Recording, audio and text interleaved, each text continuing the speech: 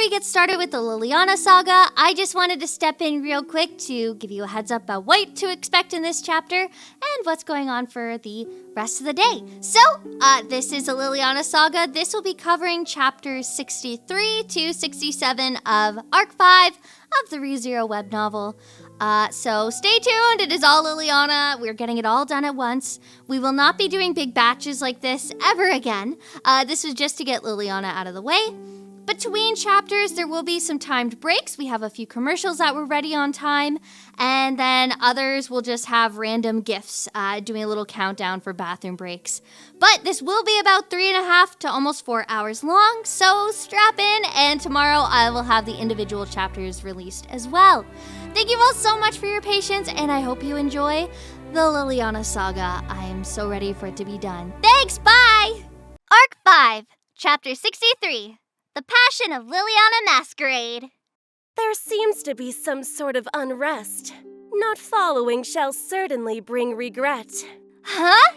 Pulling on Beatrice's hand, Subaru-sama for some reason left the park in a hurry while muttering something. The opening words were said by Priscilla-sama, who saw them off with her gaze. But those were so sudden. Amelia-sama too widened her eyes. Beautiful woman and beautiful woman meeting gazes created a beautiful sight. Allow us to savor the atmosphere as we admire the aura they give off with levity. In their clashing gazes grew sparking petals of flame. Slim red eyes, both harsh and elegant, and gently sloped eyes of pale amethyst. Caught in Amelia-sama's gaze, Priscilla-sama's graceful nose gave a huff, crossing her arms. Her chest was emphasized. At the sight of that large chest bouncing aggressively, I quietly stroked my own chest. I looked at my hands. Flat. What does that mean? Nothing. The meaning is literal. You should be able to see through something inconsequential to this degree. Or is your intent truly to question? In that case, it's laughable to the point of hurting one's sides. Even between master and servant, secrets are natural. To believe so is comedic. Servants need only hands and feet. There is no necessity for a head.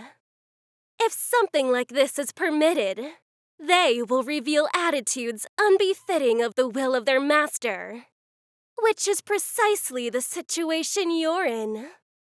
Faced with a razor tongue lashing out without a pause, Amelia-sama revealed a pensive expression.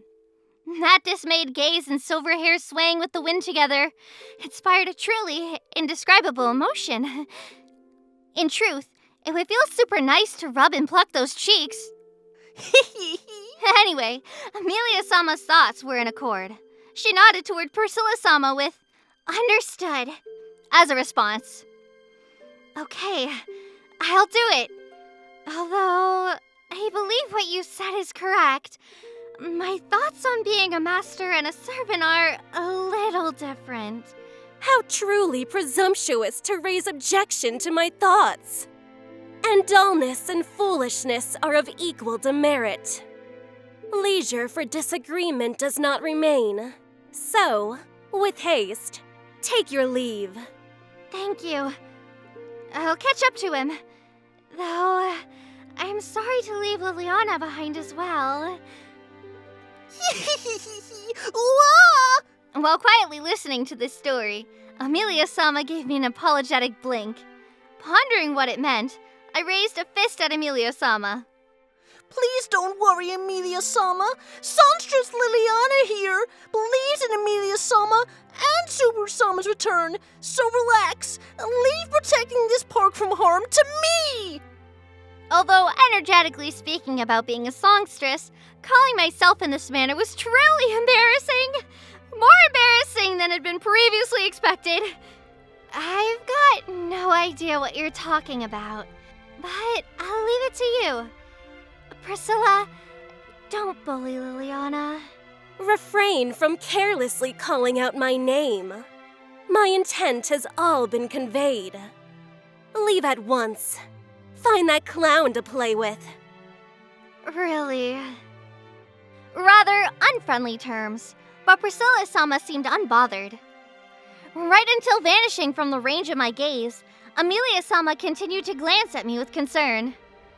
Farewell, Amelia-sama.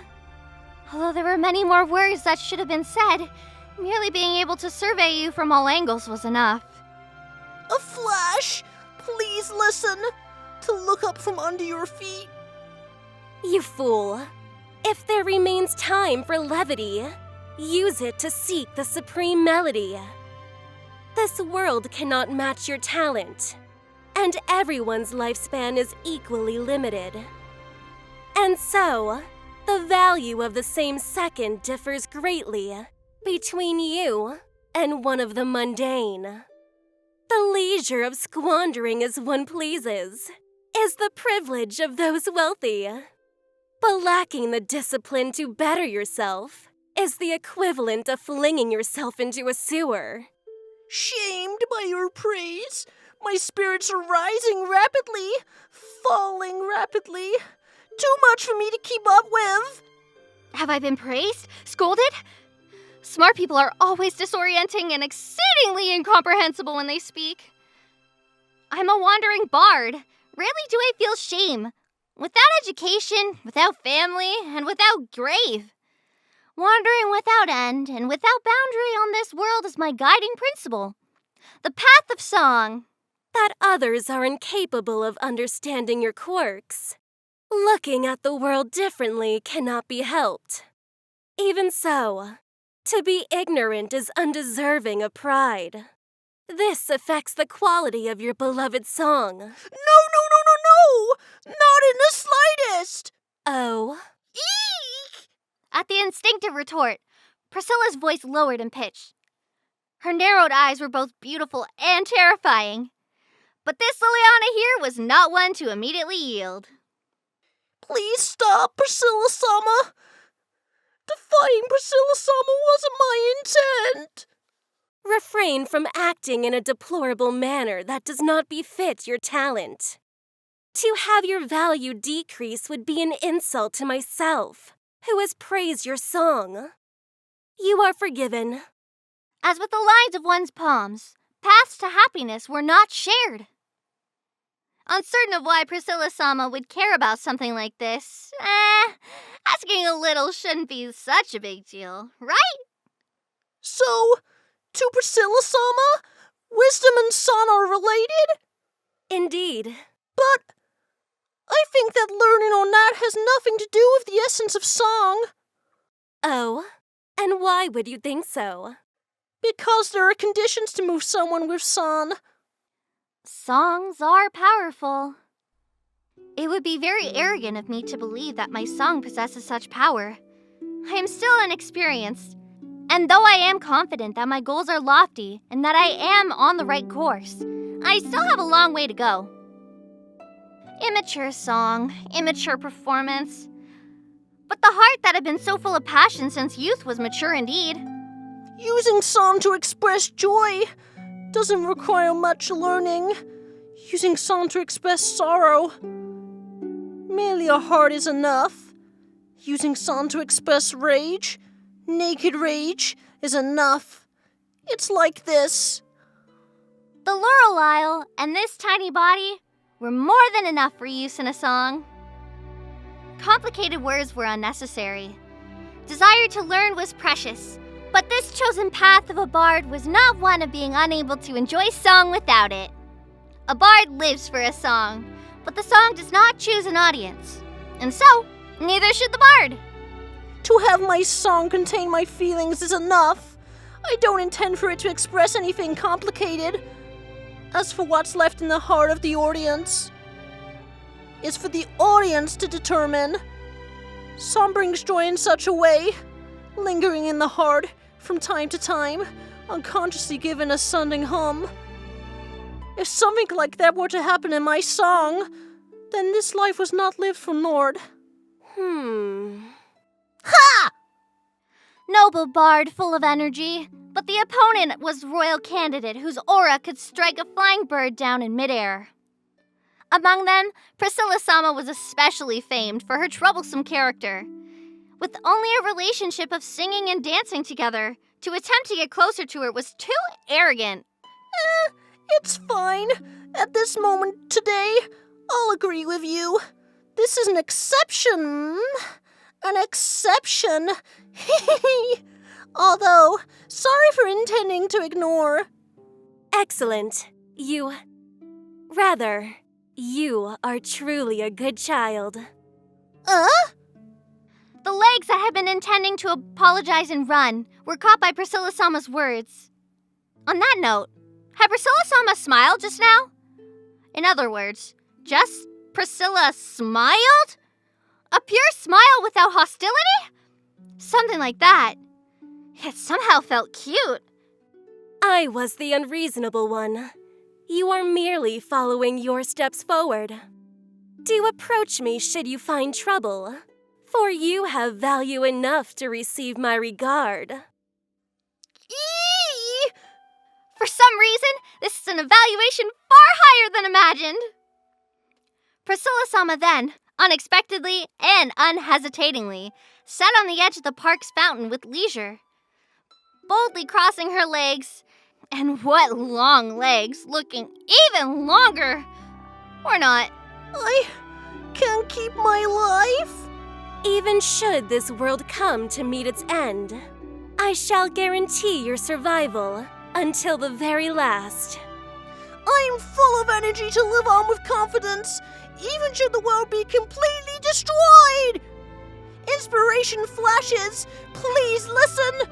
The woman of utter despair. If this song is dedicated to myself, surely it must be noble. Bringing forth a classic called The Record of the Blind Dragon Conquest. This refreshing atmosphere of being about to be beaten to a pulp amongst joyful sounds and laughing words, how lovely it felt. Priscilla-sama sat before the rushing water, before a fountain that seemed as if it could swallow her up, as I tried my hardest, as if stepping on hot coals, plucking the strings of my lure lyre, immersing myself in the piece I had performed many times. Raising focus on the extreme, this feeling of casting the world aside, I call it the singer's realm. I want to be immersed in it. Come, immersion! Forget unrest and terror, along with every trouble.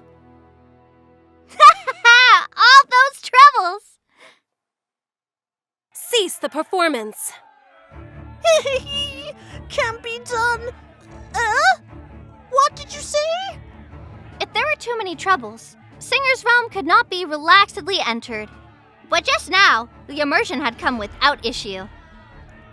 Then, even though the song had been executed perfectly, Priscilla-sama stood up with a serious expression. Why? Did the song sound unpolished? Priscilla-sama? Have you yet to notice? The city is strangely loud. As I relaxed, something malicious began to foolishly stir. The words that had left Priscilla-sama's mouth were confusing. What exactly had just happened? Seems that Pristella is facing a disaster. If it goes on like this, that clown's intuition would have been surprisingly accurate. How unpleasant. The one called Clown was probably Subaru-sama. But what about intuition? What did it have to do with leading Beatrice away? And with Amelia-sama who chased after them? Subaru equals Lollymancer. Beatrice equals Lolly. Amelia equals amazing, lovely girl with magic. Oh no! What happened to Pristella? Truly, for subjects other than singing, blood isn't circulating within your head whatsoever. Unlike myself, exceptional in all regards. You are only exceptional in one, but I do find it to my taste. Priscilla-sama, who closed her eyes, began to fan herself with the fan she had taken out at some point, as if she had a headache. I would truly like to exchange more words with that Priscilla-sama, but this was not the time. Indeed. Everyone who was in the park vanished. That was because you have revealed an uncouth attitude during your performance. I do hope you can forgive me for lying on the ground and playing the Lorelier with my teeth. However, should any incident occur, the broadcast of the magical device in the city hall should immediately reach the entire city. Kiritaka-san reminded me too this morning. Is that witch can spread sound to an exaggerated degree? Indeed, listening to your song throughout the city is enjoyable. But what about it? Huh? In addition to the regular morning broadcast, the Watergate city of Pristella was a place with high attention to safety because of the presence of the large water gates. Shelters were located all throughout the city, so the citizens should be well aware of those. So why? What's this? My chest. What made it suddenly start to ache? How strange. On my chest was nothing so dashing as an old wound. So this feeling... Do not approach. My smile faltered and... of concentration escaping my lips. Priscilla-sama suddenly raised her head to look toward the sky. Following immediately was the sound of the city's broadcasting device. Well then, all you trash-rotting meats, please take care to definitively tie off and run away. The person making this broadcast here is a Sin Archbishop of the witch cult representing Lust, Capella, and Beretta Lagunica-sama. Sharp, piercing voice cutting off all of a sudden, quietness coming afterwards, leaving only the sound of the wind and that of the water flowing from the fountain. That sound had appeared far too suddenly, unnatural enough to think it was a dream. Really now? Quite the conceited words. That wasn't a dream. Seems that wasn't a dream. The nearby Priscilla-sama's tone grew terrifying, scaring me into turning my head to confirm her words. My keen survival instincts were informing me. This turn of events is no good! So, Priscilla-sama? So, perhaps it's simply just an exercise. Or maybe a malicious prank, that's a possibility too. That's what I think, but... Desire and speculation are of different nature. If this were a malicious prank, who would call upon the infamy of the witch cult's name? And in addition, the opponent claims to be a Sin Archbishop. You know those lunatics are a group who give no thought to time, place, or means. And within the city is that clown, the one who killed one such lunatic. That they would grow more frantic, because of that is a matter of course. Who knows how many people are completely hopeless like you? Priscilla-sama's words were still difficult to comprehend, but right now, she seemed to be taking great pains so that I could understand. With that, even someone like me with holes in their brains could understand. The attack of the witch cult, led by the Sin Archbishop, had already become reality. In addition, it was very likely the city hall that had been captured already. In that case... Is Kiritaka-san okay? Well, that name is an unknown. If he is someone relevant to the city, and furthermore, dwells in the city hall, there is no way to assure his safety. Seems that now is no longer the time to remain here and enjoy music. As soon as Priscilla-sama finished speaking, she took up her fan, marching forward with unflinching will. But that was in the opposite direction of the shelter. Then, don't you want to find a shelter? Choosing a path different from what's expected in the emergency will lead to disaster! Hiding in a shelter with head bowed, waiting for the trouble to pass, as if it is merely a stream of water is indeed fine. But the issue this time is a different matter. For if I do not act, this situation will not come to an end.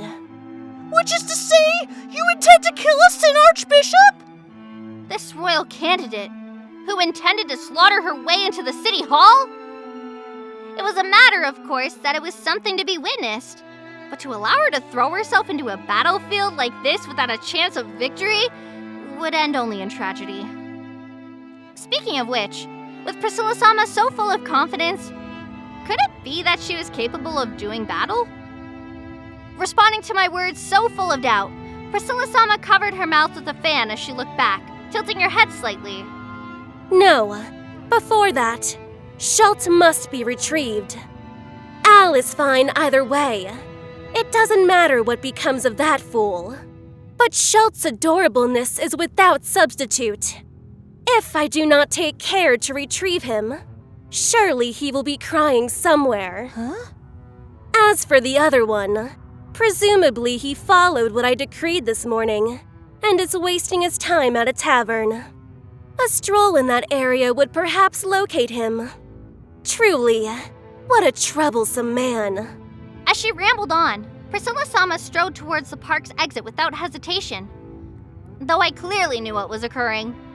The way she looked at the situation, her decisions and actions were all too stunning. Then, Priscilla-sama turned back. Though my request was not for you to follow, if you get too far from me, you shall no longer be in sun-disked range. If you wish to refrain from mingling with frantic fools, you would do well to follow myself. What is this? It's terrifying! Just what had happened? Priscilla-sama? What's happening after you find the ones you were looking? Wait, Priscilla-sama! Hurriedly chasing the silent shadow of her back, paying no mind to those who were fleeing for the shelters. With dignity, we walked about the city.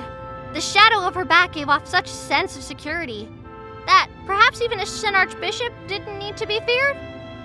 Thinking so was a mistake. Was that I realized soon after. I moved forward through the city, according to Priscilla-sama's words. What was curious was that despite being unaware of where exactly her destination was, at every fork in a canal or street, Priscilla-sama chose her path without hesitation. Because of those correct choices, I, who should have been guiding her, had no chance to give away my performance. Isn't this Priscilla-sama's first time in Pristella? Moving with such ease that it's startling. No, this is the first time. Because its name is similar to my own, and because the sights of the royal capital of water are famed, I had thought to visit one day. This development was not expected in the slightest. Is that so? This really is a shame. It was supposed to have been a much more tranquil, lovely city, without a need to rush like this. The Watergate city of Pristella was certainly a place most interesting for touring. Someone like me, who'd been staying at this place for an awful lot of time as a bard, a leisurely stroll through the city was happiness. It seemed that the Muse Company, which had its roots here, had been making efforts in that direction, especially since Kiritaka-san's generation. Well, it's hard to say, because Kiritaka-san is more likely to spoil me than to tell me complicated things like that. Kiritaka-san, please be fine. Speaking of which, we happen across no one! A city where you'd find people walking on the streets, where water dragons would be visible on every street with a canal, where singing would lead to meeting Kiritaka-san. It's in such a strange situation! Ever since the witch cult had first made a broadcast, no sound had been made. In addition to the people and the water dragons all gone missing, the only noises that stirred were the flow of water and wind. How quiet. But it felt like more than just quiet. The stillness. Wasn't it too ominous? Don't wander off. It should be a right turn here. Do you understand? Follow my directions. Don't you want to take this path? It's clearly a shortcut to that bridge, and across the waterway. Really? How scatterbrained of Priscilla-sama. Oh. Eep! Apologies, I misspoke! Wanted to decrease the distance by telling her a shortcut, but it was a failure! Speaking of which, that, was too scary. The gaze of a beast. No, the gaze of a beast that hunts beasts! Follow my instructions, and nothing shall go wrong. This lowly one will now completely obey Priscilla-sama! Following Priscilla-sama's directions, after this we took several winding routes. For some reason, during this, not a single person was encountered. Time was running out. Let's be cheery as we walk and sing. You said that song chooses neither place nor its audience. But even if you do not opt for others to listen, others have the right to choose the song. Huh?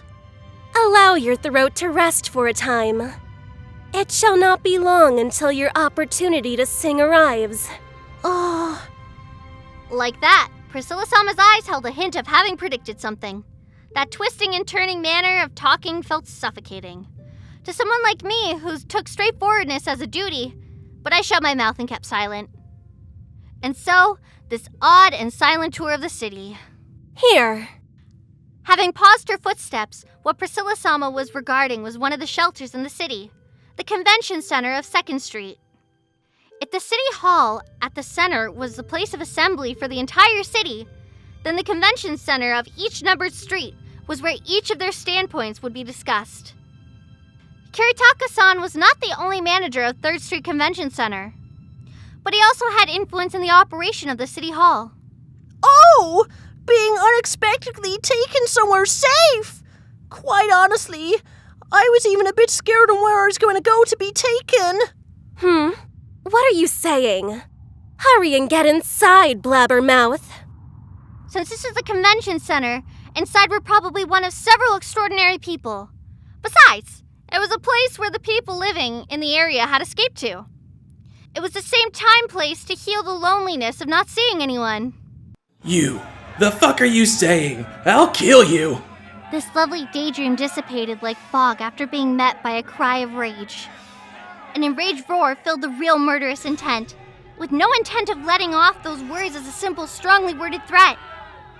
Those uncouth men had cast aside their unusual frivolity to exude genuine killing intent. I am a bard, but also a woman, and having wandered through so many places, taking not only safe paths, but having traveled dangerous ones as well, this is what was known as rage. That which could not remain unfaced. The wrath that accompanied violence and murder. Priscilla-sama, this is... I was about to break down. Without being aware of it, I clung onto Priscilla-sama beside me, but she avoided my outstretched hand, glancing around the convention chamber with an extremely listless gaze. On my knees, with disbelief, I surveyed the scene that Priscilla-sama was examining. The sound of a scream. Inside the meeting room, the crowd shoved each other and flung insults, voicing loud words of hatred. They must have been numbered 50. No, 100. 200? In summary, a mass of people pushed over those beside them indiscriminately, male and female, and old and young together, insulting each other, those insults tinged with hostility and malice, displaying violent behavior, full of intent to wound and kill. Many had fallen and shed blood, and, in the corner of the convention chamber, there were the quivering forms of children. What in the world was happening? Amidst such a mass of random people, finding just Schult is indeed difficult. Casting me aside in my astonishment and sense of defeat, Priscilla harumphed, face calm as ever in the face of those annoying screams. No, but the situation was a disaster. Why was she so unaffected? It is certain that this kind of event has occurred through the city. Perhaps you may have been too slow to realize it, as I did avoid a path of trouble. Avoid? After saying it out loud, I finally understood the meaning of those words. The reason that Priscilla-sama had gone out of her way to take the long way around was to avoid those where people were coming into conflict with one another. I alone had failed to notice, while leisurely complaining about things like the lack of people. Pushing and fighting each other like this. Does this have something to do with the witch code? Were this just bickering because of their anxiety, I would have dismissed it as the extreme of the mass's stupidity. But that is not the case. These people... No, The perimeter of this entire city has been covered in some asinine power. This is the result. I couldn't understand the most important part of Priscilla-sama's words. But at least I realized that people hurting each other right now were not doing so of their own intent. Why? Why am I untouched? Do I have the unique ability to counter something like this? Or, rather, did I awaken in this moment? 'Tis the majesty of mine sun disk. Without it, perhaps you would have been swept along with it. But more importantly, Priscilla-sama narrowed her eyes, surveying those who shoved each other. With the same gaze that she'd given me a "oh" with. Which was to say that was terrifying. Looking at those two eyes, her next words were presumably to be equally terrifying. That presumption was right. to find someone in this commotion is practically the dream of a madman. With a small display of intimidation, they shall shut their mouths. As her words fell, Priscilla-sama casually drew a sword from the air. No, to say it like that was wrong. To be more precise, the light became a sword? Be enchanted by the brilliance of my yang sword. The sword which Priscilla-sama held was decorated with a beautiful floral pattern, dyed in red from pommel to blade. Radiating sunlight within Priscilla-sama's hands, illuminating the entire convention chamber. How dazzling! How wondrous! A degree of illumination that regular light was incapable of reaching, scorching the eyes as if it were the sun. Kya! From up close, how damaging to my two eyes! Ducking away to keep my distance, planning to raise a complaint to Priscilla-sama, and then I noticed it. The convention center had grown quiet, the people fighting now focusing on Priscilla-sama. But of course, it's such a blinding light appeared, it was only natural that everyone's quarrel would end. And just when their hands and voices stopped, Priscilla-sama! A boy who had been sobbing near the wall approached, running with cheeks reddened, as he jumped towards Priscilla-sama. Priscilla-sama caught the boy directly in the front, stroking his peach-colored hair with gentleness. To be so troublesome. Only you alone could receive my attention like this. Schult, have you realized what a fool you've been? I thought I wouldn't make it, but Priscilla-sama! Well, crying easily is expected of children. They shall not be blamed for it. The sight of the boy having his hair so gently stroked was surprising. No, Priscilla-sama had come all the way to look for this child, so I'd assume she cared very much for him. But witnessing this showed that it was not the case. It felt very uncomfortable, because Priscilla-sama's attitude was frigid. Thinking about it nearly made my neck twist. However, it couldn't be assumed that that was such a great spectacle. It'd be easy to escape. After all, we become the target of the attention of this convention center. The enraged crowd was now focusing on the radiant Priscilla-sama. And in addition, they had just noticed that Shining Blade had disappeared. Priscilla-sama! Where did the sword from just now go? Its consumption is high, so when not in use, it must fade back into sunlight. Responding to my question, Priscilla-sama looked towards the ones who gazed at her. Her gaze was calm as always. Which was to say, apathetic? What are you lot staring at me for? You fools without reason. It is natural that you commoners worship my beauty, but understand time and place, plus your own position. The first and most polite actions would be to kneel. Why are you provoking them? Pressing Schultz to her chest with a fierce expression, Priscilla-sama pointed to the ground, ordering everyone present to fall to their knees. Although, as expected, the crowd, much more short-tempered than usual, became enraged and rushed forward. The ground rumbled violently, and I hurriedly dropped my bottom to the ground as I tried to curl up. However, Priscilla-sama remained strong standing there. No, wait. This woman! What kind of joke? Worst of all is you. At least soar with grace. The large man, in a fit of rage, attempted to grab Priscilla-sama, but she immediately dodged aside, shoving his broad chest away. A man who seemed to have twice my weight was blown away like a leaf. No, really, that easy, not exaggerating. The body of the man flew away in the direction of the massed people rushing in, causing a dramatic, pitiful sight. One after the other, they were pushed back and knocked over, toppling like dominoes. And so, due to the initial loss, the crowd's momentum came to a halt. The legs of those lined in front trembling upon seeing Priscilla-sama's strength. As you can see, were it what I will, all of you could be cut down with ease. Although it is bothersome, if you desire to attack, approach in turn. For only today, I shall spare the time to thoroughly respond to your desires. Priscilla-sama spoke in a regal tone, glaring at those surrounding her. That said, there was no one who would approach her after hearing those words. The enraged demeanor of before went who knows where. Or rather, the rage lingered on everyone's hearts. It was merely that they had yet to lose their minds enough to direct it at Priscilla-sama. It appears that there are none. Well then, there is no longer meaning in remaining here. My attendant has been found safe and sound. You lot are free to enjoy yourselves, once I have departed. As soon as Priscilla-sama finished speaking, she took the hand of the crying Schultz, striding towards the exterior of the convention center in lavish steps. She's on her way. But is this really how she's going to go? Is it really okay? But just leaving everyone here like this. After my departure, the quarrel will start anew. It would not be surprising if it ultimately led to slaughter. However, do I have any reason to terminate it? That is...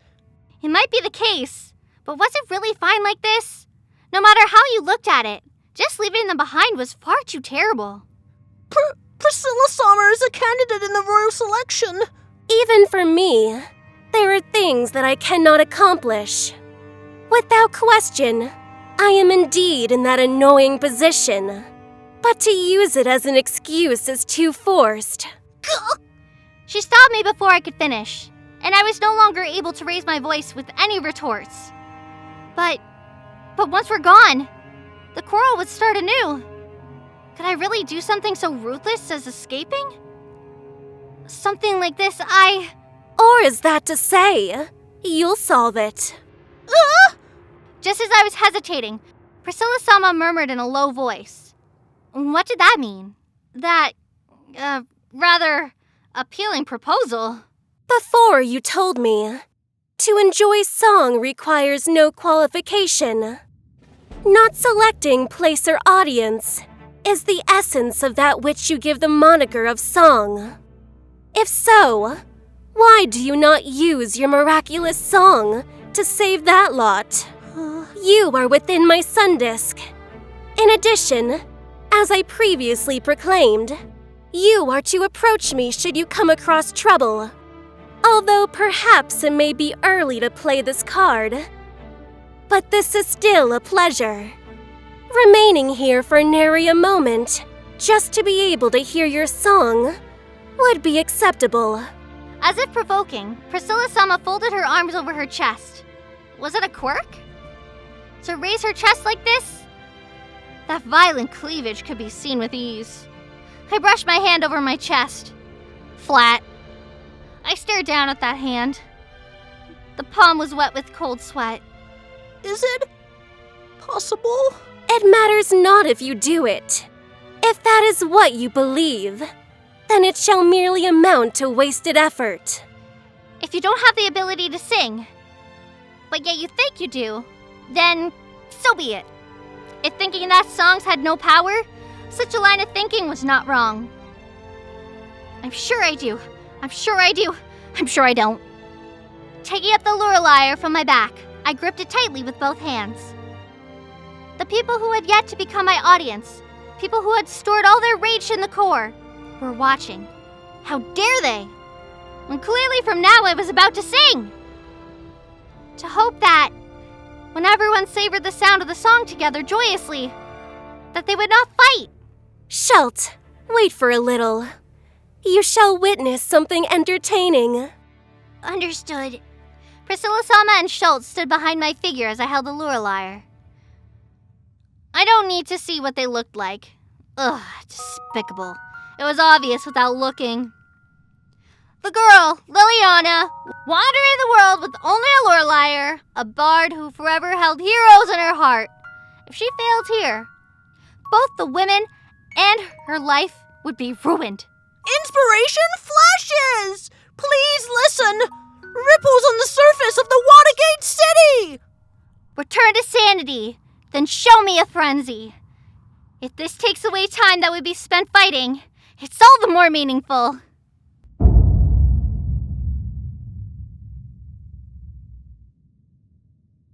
I'm surprised you came to me for advice, Subaru. I admit, I feel honored you trust my judgment so much. Yeah. Don't let it get to your head or anything, alright? And it still doesn't make us friends, got it? After all we've been through, you still claim to not consider me a friend? Huh. I understand. Now, you were looking for a tome, correct? A book, not a tome. I am surprised once again. What? You didn't think I could read? Or have you know I worked my butt off mastering my glyphs? Before you accuse me of such a thing, I never doubted your literacy. Well, not recently. Ah! Sorry. I was surprised because I was led to believe the Margrave's home housed one of the largest collections of books in the country. Why do you need my suggestion to buy one? That collection's the problem, and for a number of reasons. First, you should have known that it burned down with Rossie's first mansion. Second, the books that went in it were all super old. Like most were from 400 years ago, I think. Last, I thought it was time for a new Forbidden Library to start getting filled. Though, maybe we could skip the Forbidden part? If I may interrupt, I fail to see why you require my advice. I was getting there! Man, you're so annoying! Anyway, I wanted to start buying Bearco some books for a new collection, but I haven't read enough books to know what to buy. I see. So you're so poorly read that you didn't know what kind of books your own contracted spirit would enjoy. Pretty much. Hey! I am too well read! But Beatrice already has read every book in the old and the new mansion, so I wanted some advice on getting newer ones. I can certainly provide that, but, and I mean no offense when I say this, I don't believe you have read many books in your life, as you were illiterate up until a year ago. Yeah, that's a fair point. But that's because I mostly used audiobooks. Audio books? Yeah, they're great! You can listen to entire stories read out by great narrators, or whole casts of actors. Some of them even have commentary. You've lost me. That sounds like you just had Lady Amelia and her servants read the books to you. Only sometimes! I still read from text too! I'm not the weird one here! Lots of people even prefer listening to audiobooks, even unofficial ones like for web novels and such. There's this great channel called Studio Reverie back where I'm from, and they read out the web novel for some of my favourite series online, with a whole voice-acted cast. They're even reading stuff past the anime. I'm unfamiliar with some of your words, so I'll have to take your word for it. I'll also happily provide you with a list of the best available tomes from the capital. You didn't listen to a word I said, did you? Ugh, whatever. Thanks, I guess. You're welcome, my friend. Still not friends? Arc 5, Chapter 64, The Despondence of Liliana Masquerade. Fingers sliding across the strings of the Lorelei, reproducing a movement that was completely bound with familiarity. For many years, for many 10,000s of times, for as long as I can remember, these fingertips have played these notes. For me, to sing was as natural as drawing breath, as natural as exhaling his laughter and encountering amusement. Far too difficult to remember when it had started. Throat opening, diaphragm inhaling, intertwining rhythm with melody, I started playing. What I sang were all the words, all the feelings that emerged in my mind in the moment.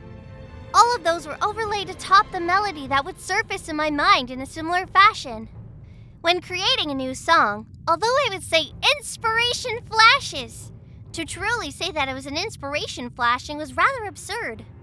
In other words, it was no sudden flash, but a discovery. Calling it that would perhaps be more suitable. In this instance, the melody and words emerging in my mind, they were hidden within the world and origin. Discovering a melody somehow forgotten by the world. Stumbling across it by coincidence, taking it up only by chance, as if a gift had descended from the skies. A tune concealed in the corners of the world. I had all along regarded it as such. And thus I told Priscilla-sama that even without learning anything whatsoever, music could be enjoyed. If one completely gave up all their wisdom, all their knowledge, it would be the same. Because music was sung, even if not by a human being. Ever heard birdsong? Ever heard a chorus of cicadas? Ever quietly listened to the wind sweeping across a stream? Felt it raise a murmured voice? Did they also have humanity? Perhaps. Or rather, no. They shouldn't have. At the very least, I think they don't. I don't. From the sun that illuminates all, from the moon that waxes and wanes, from the earth that diffuses its aroma, from the firewood that crackles. Have you ever felt music? I have. I felt it. That is proof that music permeates around this world. That is proof that the world is constructed by music. This world is filled with music. This world is connected by music. Us bards merely borrow songs from this world filled with music. Music that originally presents everywhere can be made slightly easier to notice with a little meddling. Without shyness, without apology, we selfishly enjoy the exquisite melody alone. It doesn't matter if you think of it like that. It doesn't matter what we think of it like that. However, isn't this music something lovely? There is joy in sharing it with strangers, that which is interesting, and which is fun. There is joy in laughing out loud when something is funny and when something is amusing. Music is like that. Music allows you to do that. Because the entire world is singing. Who would scold those who sing? Come, immerse, immerse, immerse you all. Come devote, devote, devote your all. Submerge in joy, fill your hearts with glee. Be imprisoned by happiness. Use not only your ears, but also your eyes, nose, skin, heart, soul, and all those to join with the music. Frenzy swallowed the audience, washing away the extreme wrath with one wave. Swaying and dance, raising their voices in that. Swaying and dance, raising their voices, and like that, they became one with the performance. Should their gazes overlap with those around them, they would notice they were sharing the same feelings. Of course, music has always been by your side, an ever-present comrade from birth to death. You've seen it, heard it, felt it. We're always here, calling for such music. So, hell yeah! You weren't quiet at all, but thank you for the attention. Sing on, wah! So how to put it? Sorry for gleefully forgetting myself. After the end of an extensive performance such as that, recalling the passionate demeanor I'd worn, my cheeks reddened. Oni's song was amazing. I was very moved. How cute was Schultz's cluelessly pure gaze. My heart was itching, aching. Those undirtied, wholesome, watery eyes made blood go drip, drip in my heart. Right. This kid was completely without malice, so it wasn't sarcasm. He merely expressed with earnestness the childish feelings. Though unaware of this, because he was too cute, his praise couldn't be accepted comfortably. What a pity, Schultz. As an adult, this purity would be dirtied. I couldn't understand some of it, so apologies over my lack of studying. Ha! The dejection expression was unfairly cute. This child gives off an impression that makes you want to do something mischievous. A little, just a little touch. Liliana, that performance just now was not dreadful. You are worthy of my praise. Yummy! What was that horrendous sound just now? A girl, especially one such as you. Their throat cannot be making such noises. Just as Schultz was about to be reached by an adult's sinful, demonic grasp, I was caught up with a trickster like Priscilla-sama. No, I had no plans to do anything deplorable. Really, none whatsoever. By the way, the moment he saw Priscilla-sama, Schultz's face became sunny, sticking closer to her waist. Though saying so, it wasn't tightly clinging, merely lightly holding part of Priscilla-sama's red dress. the modest demeanor of an angel. Now we come to pick up the precious Schultz, and attempted to turn the convention center, about to become the very scene of catastrophe, into the festival hall. This result was unexpected. At some point when I wasn't paying attention, it seemed I reached the pinnacle of music. Indeed, a goddess of music without parallel. Foolishness. To be aware of the difference between the mundane and your own ability is imperative. But to evaluate oneself so highly lacks elegance. Your song was indeed worth enjoying, but the time to call yourself without parallel is yet to arrive. You were merely lucky. That they immersed so early was solely because they were suggestible. Suggestible? What did that mean? With a listless expression, Priscilla-sama fanned herself as she scanned the faces in the convention center. I hurriedly followed her gaze, seeing many people. People had finally been released by the sick feeling they had inside them. Insulting, attacking, and fighting each other.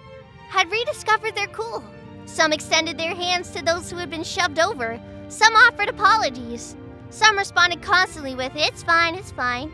Some silently gave treatment to those who had been injured. Oh, well then, my song was pretty amazing. The ones who had been arguing like that earlier had in fact sunk into such a lukewarm state. Practically the talent of a master. Do not forget yourself with glee. The influence of unrest, which played these commoners as if marionettes, still persists. The sound of your song alleviated the commoners' distrust and fear. However, without solving the root of the cause, they shall soon devolve to their previous state. No, but think about it. Every time their hearts are poured into that tough spot, I'll clean them away with my fervent... In theoretical terms, that works. However, if you treat the symptoms, the root of the problem remains. And beyond that, this commotion is not occurring merely at this convention center. What? This was the first time I was hearing of. No! Earlier, Priscilla-sama had said such a conflict had been avoided on the way there. Could it be that such disruption was occurring all throughout the city? Isn't that really bad? But, Pristella, we have to do something about it. Well, that is how it is. To be frank, I do not possess any obligation to try to save this city. Priscilla-sama? Once again, merciless, cold-blooded, iron expression. With his gaze trembling, Schultz looked toward Priscilla-sama as she spoke. How to put it? It was obvious upon a glance that Schultz seemed so normal next to Priscilla-sama. Perfectly perfect wholesomeness. This child is hopeless. Completely in line with my preferences. Not receiving a response from Schultz. Not knowing whether he shared my feelings counted as some loss. Priscilla-sama suggested helplessly, breast bouncing with violence. I gazed at my hands. How old is Priscilla-sama? 19. I see. By the way, just to mention, I'm 22. No one asked. I just wanted to mention it. What was the difference? Something in diet? Did the disadvantage of being a wandering traveler, a bard, come into play here? Such suffering. Without even mentioning having Schultz be trapped here. Daring to display such disrespect during my stay. I am hardly as generous as to forgive it. Without regard of which cultist is involved, their head shall roll. As my hand tightened, Priscilla-sama's decrees seemed to have been settled upon. Although many excuses would be voiced, I well understood that she was really thinking of Schultz's request. Really? Priscilla-sama is truly too overprotective of Schultz-kun. Yeah! Burning! It's burning! On fire? Caught on fire just now? In the instant that I'd been jabbed by Priscilla-sama in the side with the elbow, fire had ignited over my head. The tips of my hair were curling and burning. There wasn't even a hole this time. Sudden brutality, genuine panic, unforgivable nightmare. Oh, Oni-san, are you okay? Sho ran over towards me in a shock as I rolled with my head burning. perhaps to try to extinguish the flame immediately, he withdrew a bottle from the parcel, intending to tip its contents into me, struggling to pour its contents on my body. In the meantime, I had been engulfed in flame. Halt, Schult. But, Priscilla-sama! This is my evening alcohol. As it is my property, even a slight drop would turn the singer into a ball of flame. These sound like jest, but this is the reality. Ow! Ow! Ow! Ow! Ow! Ow! Before I could be ignited, I rolled back and forth on the frigid ground. Despicable. Master and servant had collaborated to have me perish in flame. But even if I were to die here, the soul of the bard would not rest, and my song would echo by your bedside nightly, because song was everywhere in this world. If you would not mind it, doing so is fine as well by me. Speaking of which, kicking up such a fuss over singed hair tips. Hurry and stand. Where'd the cursed flame go? I should be enclosed in scorching flame and turn to ash. For real, I wasn't burning at all. That was so surprising that I completely lost it. Laughing with embarrassment while wiping my clothing, feeling like people were staring at me, I walked to Priscilla-sama's side to talk to her directly. Well then, Priscilla-sama, in order to save Pristella, please attack with a bang, gracefully giving our regards to the Sin Archbishop, or be rooting for you. Do not speak as if it were another's affair. I have already decided to take you as well. Earth-shattering, sky-flipping, life-sucking beauty. Why nominate me at this moment? A bard like me, who only knows how to be cute, sing and be cute. A bard without any specialties. Taking me could only satisfy your eyes and ears, you know. That candidness is not unappealing. As I have said before, I am fond of you. It would be a shame if that singing voice were to be lost. Not to mention, leaving you in the company of the rabble would perhaps lead to misfortune. You should stay within the reach of my sun disk. Which is to say, I'm so cute you want to protect me? Ho! Wah! Priscilla-sama is truly kind to beat me when angry. Compared with the attack of setting my hair aflame without indication, how kind was the Priscilla-sama who only set me on fire after giving warning? Chest tingling. What kind of feeling was this? Heartbeat quickening, sweat dripping, breath toiling, blood vanishing from face. There are other reasons to take you. That irritating lunatic's declaration. Had you not stated that the magical device is in the city hall? Huh? Right! It's in the city hall. Every morning I get up early, rubbing my sleepy eyes to do as Judy asks. This isn't to say that I wouldn't sing because I wanted to sleep in. It's true that I'm sleepy or half asleep, or more than half asleep, right up to until the last moment. But when it's time to sing, my eyes are open! My eyes are open! Knowing the location is enough. All I require is that magical device. And you. You want? Your throat. A change in phrase? However, thanks to that, I finally realized exactly what Priscilla-sama had meant to say. In other words, she wanted to say, to have what happened just now in this convention center spread across the city using the broadcasting magical device? Priscilla-sama? What is it? Daring to be so ostentatious before myself. You fool! What have you done with the real Liliana? That person cannot possibly be so intelligent. A clever and cute me being treated as an illusion! That kind of impression she had of me was, in truth, very disappointing. However, I understand Priscilla-sama's thoughts. If commotions similar to the one in this convention center were occurring all throughout the city, then that would perhaps be where my song would come in. Being able to tour the city to give performances wouldn't be something wonderful, but there wasn't enough time to travel around like that. In that case, my mind was made. All right, understood. This certainly makes sense. If that's the case, then it's only natural that Priscilla-sama would want to take me with her. In addition, The city hall would be the place where the brains of the city would gather. Surely Karataka-san would be there. In an emergency like this, he can be relied on. However, within the city hall, there certainly awaits a Sin Archbishop. Exterminating that pest is unavoidable. You would do well to avoid being caught in it. I'd forgotten! Right. Les currently occupied the city hall, which meant that if the city hall were serving as a base, the operation would have been stunted from the start. No, but that Sin Archbishop might have emptied out the city hall already. There are lots of rooms which are inaccessible for secrecy, so it's not really a place to kill time. Maybe Lost got bored with waiting and left already. Indeed, a burst of divine reasoning.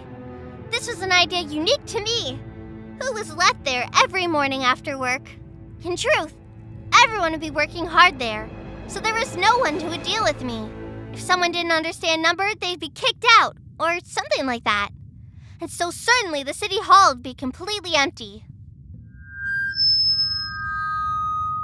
Yahoo! Yahoo! Yahoo!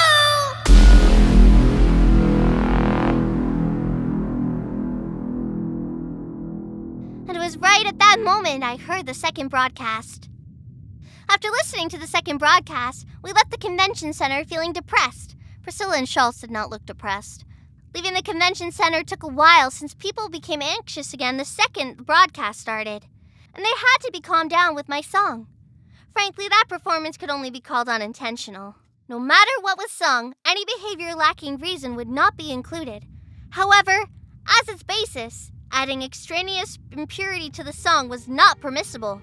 Becoming intoxicated by the song, becoming immersed by the song, to sing with these feelings was what I had intended. But I did not want to think of a song as a way to counter a psychological attack which unsettled people. But if it turned out to be that way in the end, if I, the singer, began to think of a song like that, I would no longer be sincere when singing.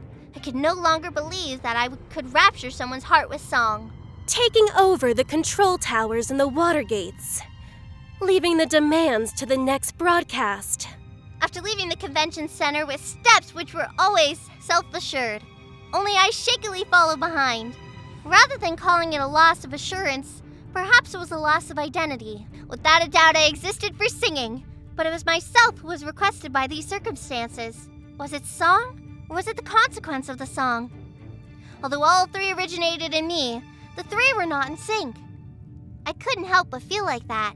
A third broadcast has to happen before we have access to the City Hall's magical device. Why is that? The witch cult needs use of the magical device only once to send out their request. Afterward, they shall only need to oversee the 4 control towers they occupy, and remain far away from the City Hall, in which there is no rationale in putting their main forces. However, for the sake of playing their twisted game, there is the possibility they may continue seizing the magical device. Why can't we do it? That is not the case, as long as the one operating that magical device is Lust. Although she wears quite the vicious skin, what lies beneath is quite cunning. What a lunatic would become if given the opportunity to be clever would look exactly like that. Schultz took the lead in asking Priscilla questions, one that I had myself. Schultz had instantaneously figured out the secret behind not engaging Priscilla-sama. Perhaps he himself was unaware. And because he was so genuine, Priscilla-sama politely answered everything she had been asked. Because it was an explanation meant for a child, I understood it easily as well. Which was to say, was the situation was progressing as the witch cult willed? And so, after the third broadcast, when their request had been made, if the magical device is operable, your song shall join the playing field. Should the city be in a state of unrest, who knows where the pest among the lions will gather? Before it becomes something that complicated, is there no chance for Priscilla-sama to regain control by using the bright sword to finish off the witch cult? The control towers from all 4 sides. Should a single water gate out of any of them be opened, the city would be flooded. Even I am a lone person. To raise a hand in counterattack is ineffective. In this city are a few capable others. They too shall try to recover the magical device.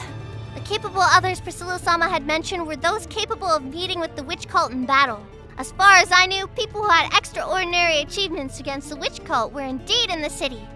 Indeed, the lollymancer Natsuki Subaru-sama and the silver-haired witch Emilia-sama who accompanied him. Oh, I get it! Waiting until the third broadcast before going to the city hall! Fist clenched, breast involuntary growing wild.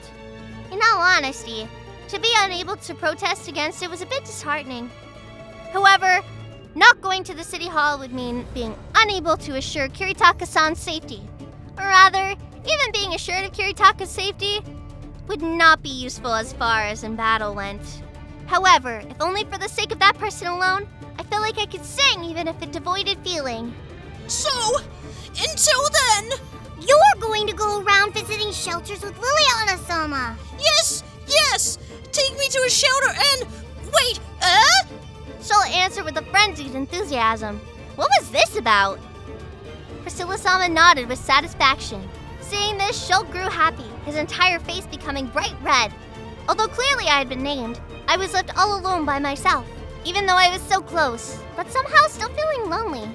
Although aware of how your song has an effect on this unsettling wave. But first your mood should be calmed before asking you to perform. Although just then you had been at a loss, right now, you have no leeway for such troubles. But does this have anything to do with the shelters? Although, using the magical device to dispel the curse is your duty, it shall last a while before you are able to do just that.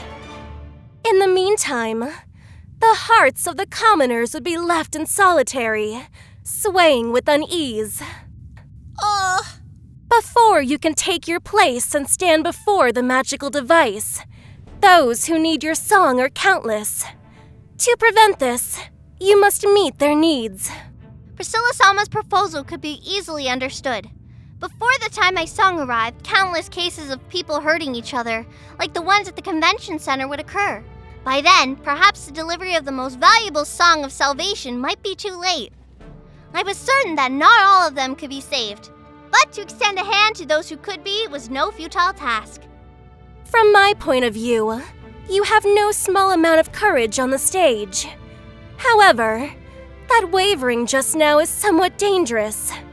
Perhaps it shall rear its head at a critical moment. Thus, you must increase the number of times you experience upon the stage. Times on the stage? Is it? Times on the stage was already a countless figure. Although the phrase courage upon the stage had never been used, never before the stage had brought any feelings of shame. What Priscilla-sama actually meant was... Your troubles are unknown. However, what is needed is not a song for yourself, but one for others. Understand that your songs are for the sake of others, and thus, you must increase your number of times on the stage. To be prompted by me to such a degree truly is arrogant. Repent with the results you shall bring. With that said, as if having made a decision, Priscilla-sama folded her two hands over her chest, vigorously sticking it out. Those large breasts bounced violently. My own, flat. I looked at my own hands, gripping them tightly. Song was a persistence different from the self. To sing in such a way... Priscilla-sama is as gentle as expected. I truly understand that. Too noisy, Schult. An exchange that couldn't help but feel a bit facetious. But with this, I'll steel myself to begin a battle of touring every shelter to perform. For Liliana-chan's future, a bard of song and play and dance, who lived up to Priscilla-sama's words.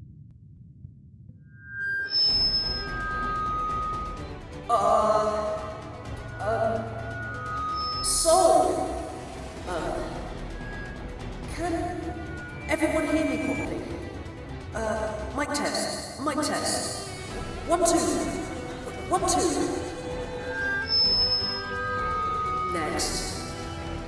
to apologise for getting everyone's hopes up, because the threat of the witch cult hasn't gone away yet. We were able to retake the city hall, but they're still hooked up on the control towers.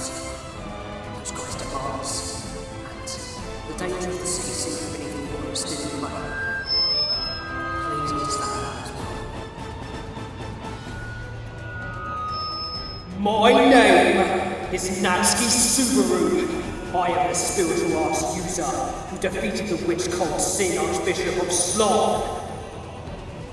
My colleagues and I will do everything to take care of the witch cult in this city. So, please believe in us and fight on. Hold on to the hands of the people precious to you and cast away the weak part of your heart that wishes to surrender. And leave the rest to me! Well, while visiting the shelters with their enthusiasms, checking up on those who had succumbed to frustration or despair, there would be a third broadcast. Someone else went first. How annoying. Priscilla-sama lifted her head to regard the darkened sky, murmuring to herself like this. As for what those feelings were directed towards, I, of course, likewise heard. Natsuki Subaru-sama made a broadcast with the magical device. Although those words had been clumsy and by no means could be called inspiring, but perhaps it could have imprinted something other than anxiety and fear in the hearts of the people within the city. The same thing as our desire to sing. In that case, it should be fine no matter who done it. Even if someone else went first, just as he said, the city hall seems to be clear. For now, let's meet up with everyone and begin the battle to retake the city! I will sing my best! Don't display such a relieved attitude. No! I don't feel anything like safe. To some degree, there was a sense of assurance. But what was the greater sense of shame? A chance to be taken away? Missing an opportunity to be the songstress?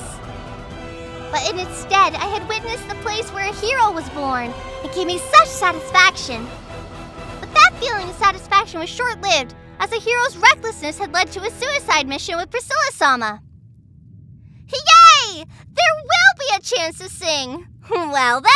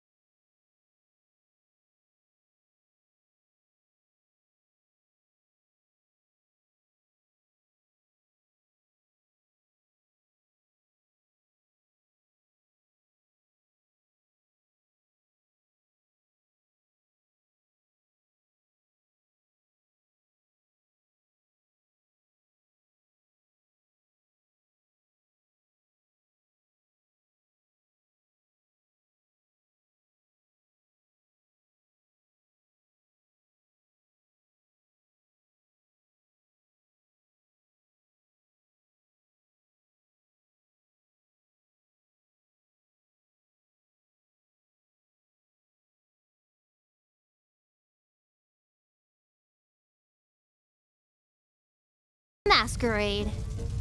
Yatta! This is Liliana, live from the scene. Yes, currently we're in the north part of the city of Pristella, engaging in a battle to capture one of the control towers. The 4 control towers were taken over by the witch cult. In order to recapture the towers, the most capable ones in the cities have made their move, undertaking the challenge to capture all 4 simultaneously. Amongst these warriors who did not pale in the slightest, for some reason, a mere cute musician such as myself actually joined the battle as well. How unexpected. However, retreat wasn't even to be considered.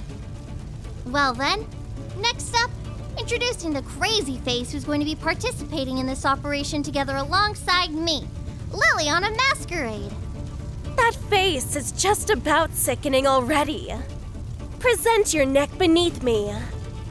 Once that head has been severed, that skull shall serve nicely as a candle holder. All right, this is it. Merciless words and vicious tactics. But if that's done, we'll be finished too. I'll die, so please have mercy. Light dancing in those slender crimson eyes. The figure akin to a flame turning back. Even that difficult character was like the ever-changing form of a flame. Obviously dangerous to the touch. Wielding the Yang sword in one hand was the champion of our offense and defense, Priscilla Burial-sama. Priscilla-sama crossed the ignited waterway by the side, in one breath waving the dazzling Yang sword. Waving! Impact, radiant sound!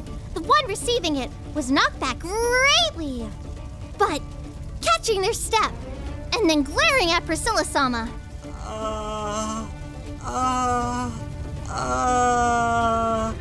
Really? Why is it this one, and that one, and everyone is all bunched up and coming together? Do you mean to prevent me from encountering that person? Agonizing. How agonized I am. This heartbreak rends my chest. These violent feelings make my heart tremble. Such sadness cannot be contained. What had appeared was a sobbing enraged lunatic wrapped in bandages, crying out while tears flowed and flowed. A face covered in white bandages which looped to cover eyes. Body completely covered in a cloak. In all honesty, their gender was indistinguishable, though from their voice it was probably a woman. With that style of clothing giving away the identity of the woman, with dangerous thoughts, she swung chains that looped around her arms. Both I and everyone else had lost track of what that someone was saying. The Sin Archbishop of the Witch Cult representing Wrath, Sirius Romani Conti, who had announced herself just now. The covered face of the lunatic Sirius was overflowing with tears.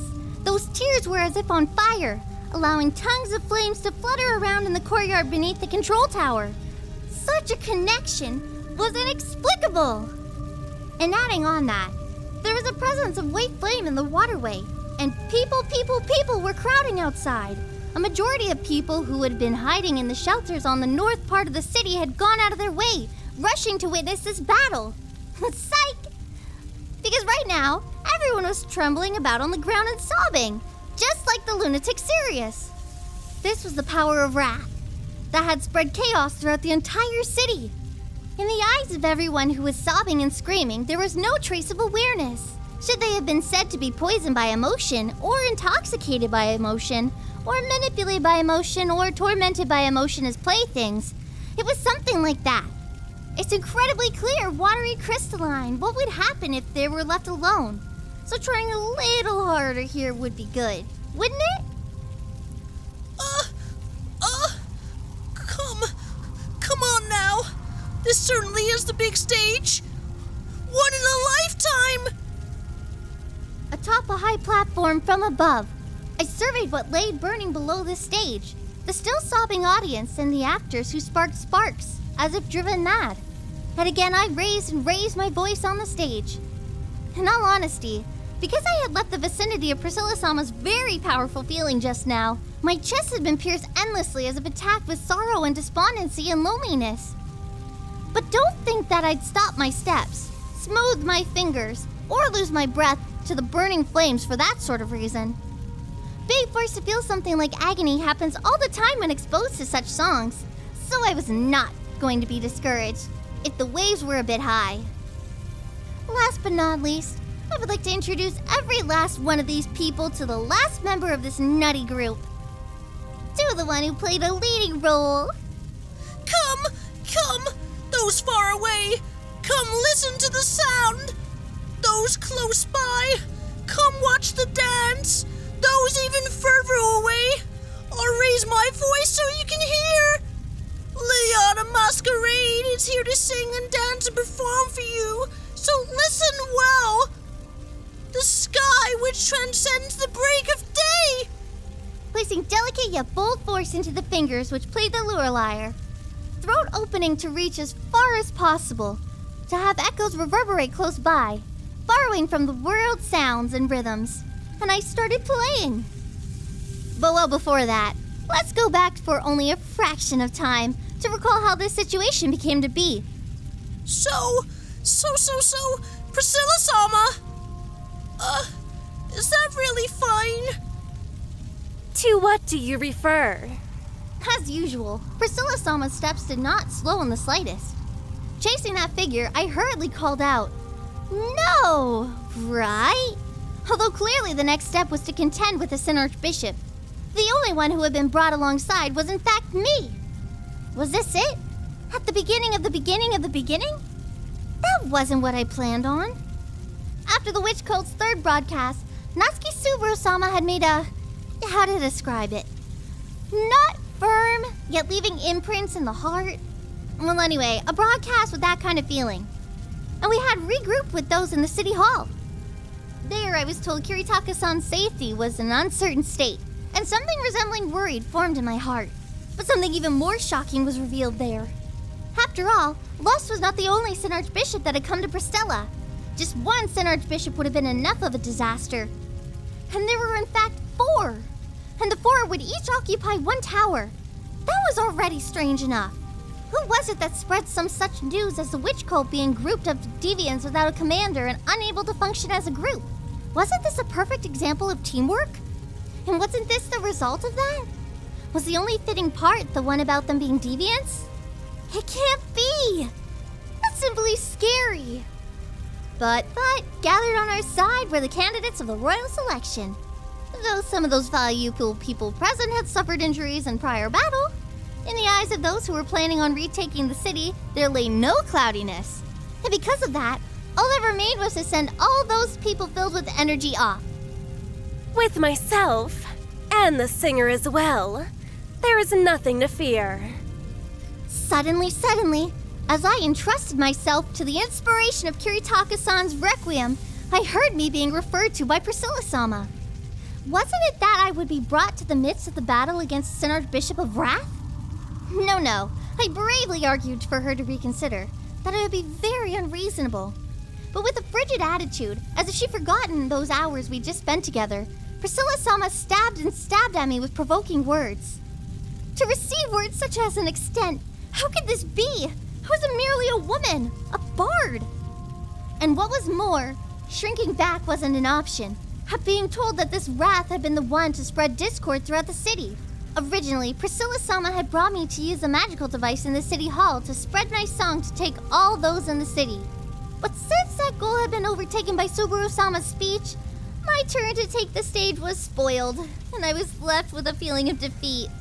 Should there be another chance to face Wrath, that would make the perfect opportunity to battle once again.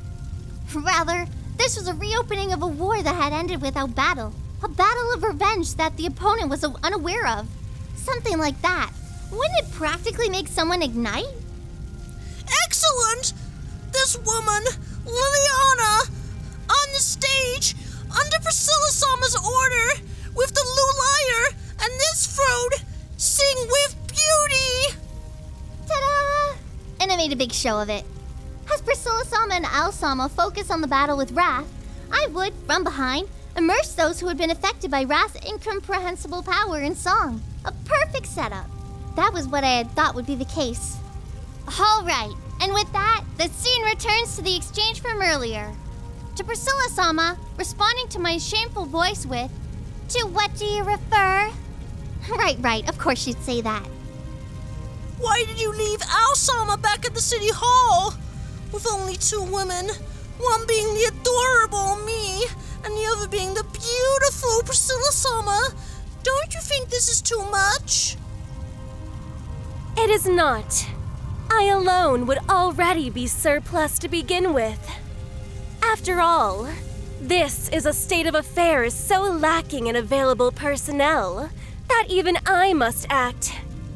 To have me be pressed into making a casual effort. Those of the witch cult must believe themselves to be on the verge of victory. I don't really understand what you're saying. Priscilla-sama is amazing! Having only received a sideways glare from Priscilla-sama, the place that was glared at was seared with pain. An illusion?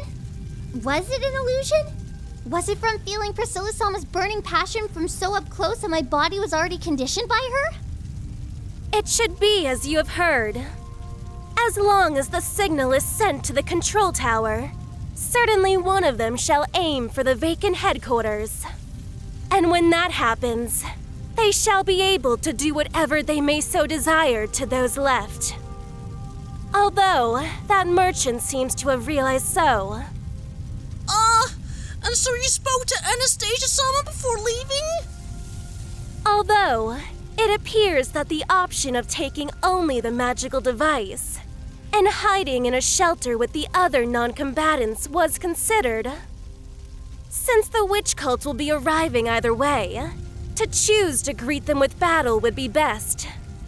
The one to return shall presumably be Lust, but with Al around, something may be managed. So that's how it is. Ao-sama does indeed seem trusted. As I listened to Priscilla-sama's words, after nodding, another glare was given. But just then, I hadn't done anything wrong. Because something like leaving an ally at a place where the enemy would try to force their way is certainly something that couldn't be done without trust. Do not carelessly speak of trust and reliance. Although, I shall not deny being supported by Alan Schult. Although that man does indeed play the part of a fool, he is in fact a useful man. Although he is a card drawn in my hand for his eccentric exterior, placing him beside myself does not serve as an impediment. With a derisive sound, Priscilla-sama spoke in a low voice as if bored. In truth, such words should be directed towards one foremost Knight-sama. And in the end, the degree of warmth and evaluation of a trusted partner was 0. But why was this? Those words clearly contained only superficial meanings and feelings. But for what reason did it feel as if that was just enough? Because evaluations for others is so low that those evaluated as normal feels like they're evaluated greatly? Is it an issue of distribution? You shan't need to attempt understanding my mannerisms. Regarding solely the results is fine. Nor do I request of you to understand. What I do request of you is solely what I acknowledge. Something of mine can be regarded as useful to the point of being acknowledged? It can be said to be useful to the point of being valuable enough to be brought alongside me. You have an obligation to respond to my expectations. Merely being regarded like that made it a serious responsibility indeed.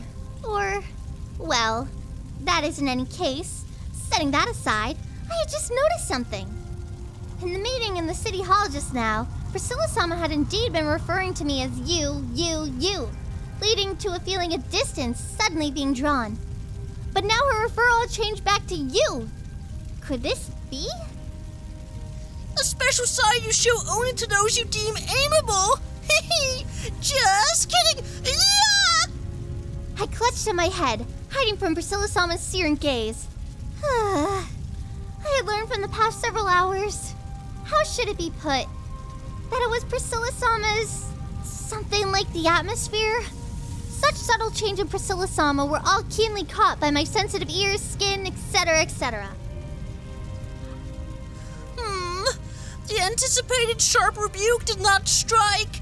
How is it possible for this Liliana's expectation to be off? Despite still being in the middle of this small play, interest in your farce extends only so far. Back to calling me you. Had distance been once again created with that? As I held such slightly despondent feelings, I raised my head to understand. Understood. This wasn't the time to play around with me. At some point in time, we had reached our destination, the control tower. Well then, the control tower had a slight problem. It conflicted a tiny bit with what I knew. Did you know, Priscilla-sama? According to my report on Pristella, the control tower shouldn't be something that would randomly go up in flames. Indeed. Despite being a decoration I do approve of, to one's regret, the director of this performance is beyond crude.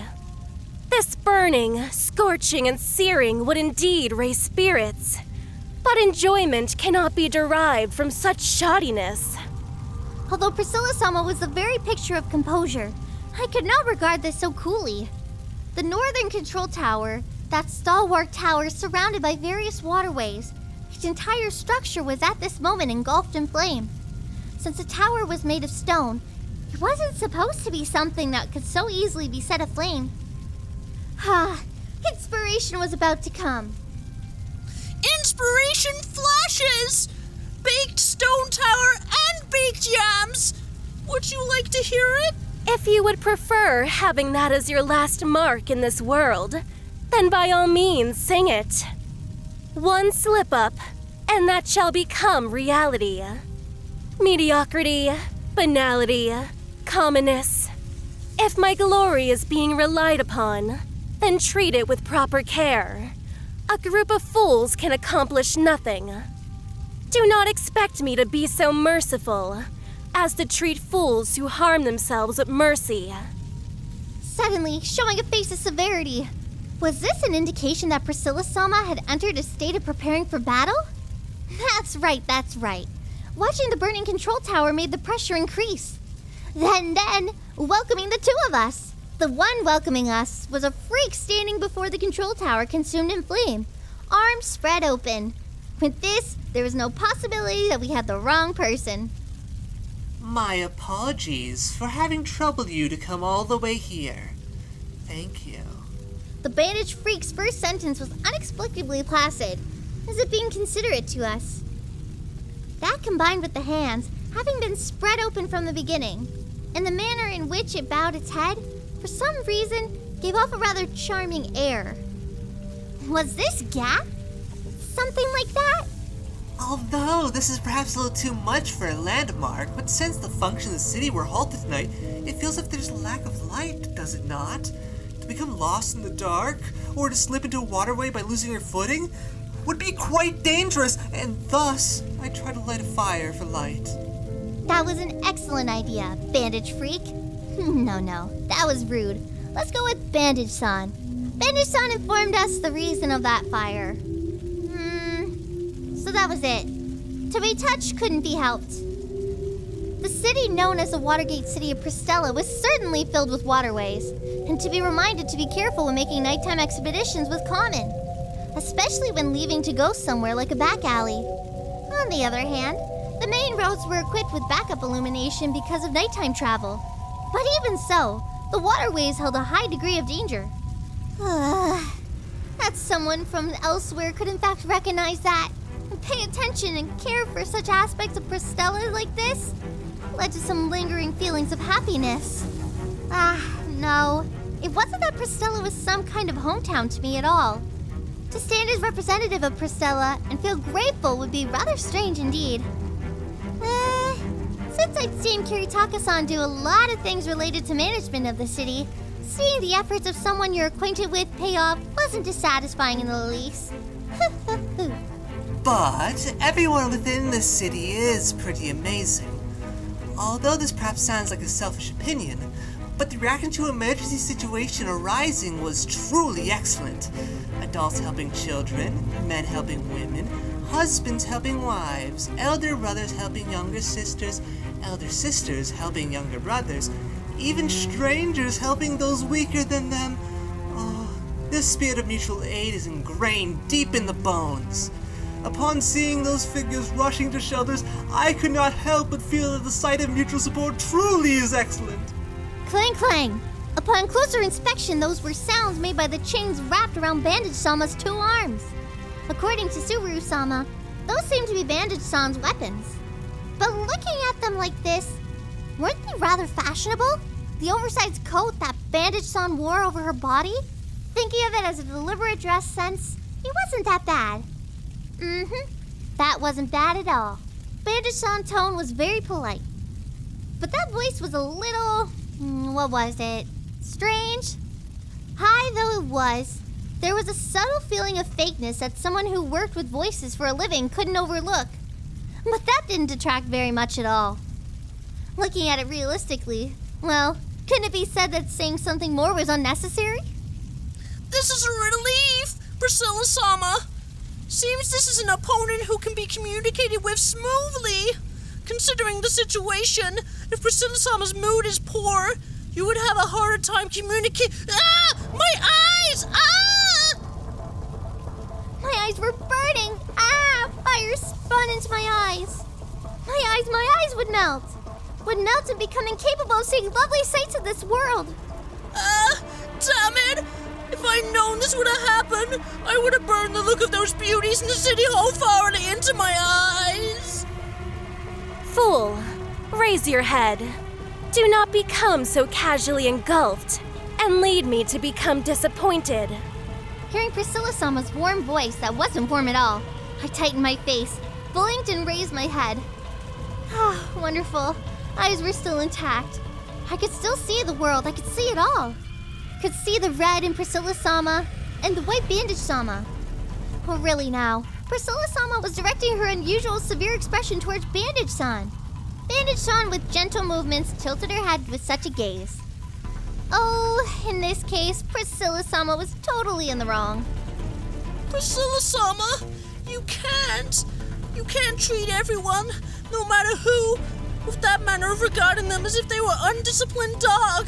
So, on account of my flat chest and face, on account of my flat chest, put on a manner of negotiation. Eh? Why was this? For some reason, tears felt on the verge of falling. But that was fine. If this attitude of mine, facing the reality of my own flat chest, could become a bridge which connected Priscilla-sama and Bandage-san's spirits, then I would swallow down my tears. Come, on behalf of my flat chest, reach out your hands! Indeed, this is something wonderful. I am in accord with that girl's kindness. People are able to mutually communicate, mutually understand, mutually experience. Face warmth with warmth, kindness with kindness, love with love. Doing precisely that will yield happiness. That's what I was thinking about too. Indeed, this is in fact love, isn't it? Priscilla-sama, it's love! Even though I can't deny that I've been swept along by now how it sounds, but going with the flow has its own flavor. Hey, this is the Watergate City, a city filled with flowing waterways. Hey, hey! Bandage-san's words one by one struck my heart. Ooh, it stung. Seeing that Bandage-san and I shared the same thoughts, Priscilla-sama's stubborn determination accordingly crumbled, revealing to us a sour expression? To reach such an extent, I must admit that I have underestimated. There's no other way. Huh? Priscilla-sama? Why would you have that expression? Priscilla-sama, who had placed a hand on her brow and thought, sighed. That sighing figure could have been made of a lovely portrait, but she immediately moved in front of me as if she'd figured something out. Since my stature could be considered rather petite, so as Priscilla-sama's wore tall heels, I could only gaze upward at her as she stood before me. Oh, why the sudden closeness? Priscilla's... After feeling Priscilla-sama's chest shoving from the front, those white fingers firmly grabbed my neck and chin. Then, Priscilla-sama's precious face drawing closer met mine. Or rather, lips met lips. Slap, slap, beat, beat. With face bright red, I resisted desperately with all my might. But the force that held me down was overwhelming, and the pressing lips were too soft. Really? What was this? Wait a sec. Going for Priscilla-sama's lips was something searingly lewd.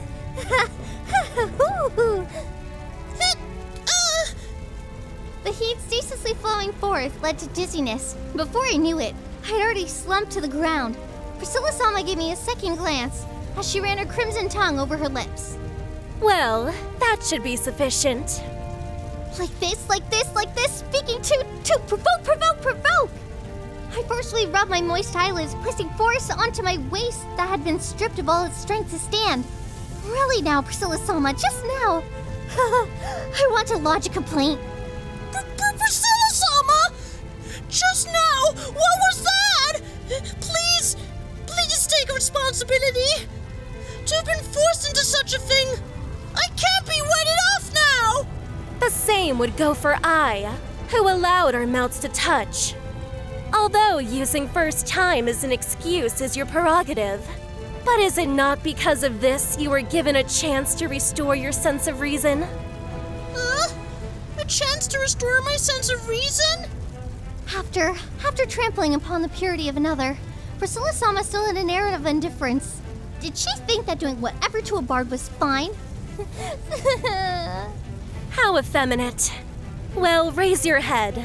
Look at that person. With the weakness of a woman who would obey those words, I raised my head and saw, in their original positions, Priscilla-sama and Bandage-san. No? Huh? Bandage-san? No. How is this possible? Why had I not felt any discomfort? So kindly calling that person Bandage-san. Inexplicable. Utterly inexplicable. Both women and yet they. Although there are such forms, although the form of everyone's love differs, even if directed different, they will still love the same amount. In fact, that is the splendor of the emotions that make humans humans. Cease this ridiculous farce. How nauseous. Watching Priscilla-sama and I, that bandaged freak pressed her hands to her face as she droned on. But those words made me feel discontent rapidly. Words, attitudes, gesture, up until now seemed to be trustworthy no matter the conditions. After having been able to accept with normalcy the situation that had been prepared by Bandaged Freak, so suddenly they were reversed. No, setting the tower alight to serve as a light because the darkness couldn't have been possible, to regard those lightly dark red and dirty chains as fashionable was entirely an error. And lastly, the evaluation of those shelters truly evoked disgust. Just who was it, do you think, made this happen? Although there are many in this world who immerse themselves in the pleasure of enumerating exceedingly shallow theories, even amongst those, your self-absorption is extreme. To call you a clown would not fit your repulsiveness. To call you a fool would not befit your strength. Value in your continued survival is impossible to find. Oh my, is that so? Thank you for your consideration. My apologies? With gratitude, apologies. Apparently, it's difficult for my words to reach you. But this does happen from time to time. My, rather reasonable. Are you willing to hurry and present your neck yet? Indeed, of course! Exhausting speech for the sake of mutual understanding is as well an important ceremony for humans to establish relationships between them. Similarly, not long after, hearts will soften and merge into one. Love will thus become one, will become as one, will work hard to become one. Love is exalted. All along I've been taught this, and all along have lived as thus. Although the realization was a bit late, I just realized that was the first time I kissed someone! Solely the existence of this burning tower to welcome me is deserving of the merit of praise. Wow. Although it took me a little bit, eh? But now, dialogue hadn't been established in the slightest bit. Calling to the bandaged freak, who all along felt she was incapable of listening to reason, to Priscilla-sama, who strode forth to make her own way. And I had been left disoriented from the attack on my lips. Hey, wasn't I completely unnecessary? You are needed after this. The mouth-to-mouth was for that reason. Please stop reminding me of it! Also, please try not to glance this way. It somewhat feels like when Priscilla-sama looks over, my chest goes ba-dump. That the result was too effective can also be considered a problem. My beauty is indeed a thing of sin. Beside me as I tried to endure the thumping, Priscilla-sama sighed in melancholy. That profile felt lovely to the point of being painful. It's not the time to say such things. Priscilla-sama had from the start been filled with this tenacity. Yet the opposing bandaged freak showed no signs of backing down. And so, battle was certain. And were I to stay here, I'd be a liability. Isn't it best if I back away a little? Well then, let us see. Hey, why are you messing with someone to such an extent? And then, as soon as I thought that something had happened, my keen and well-shaped ears caught sounds. Were those footsteps? Those were footsteps without a doubt.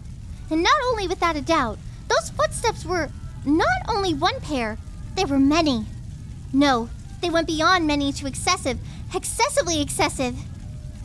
So that's it. Have you gathered all the humans nearby and converged them here? All those people are in accord with my love. Although sometimes there are stubborn people like you present.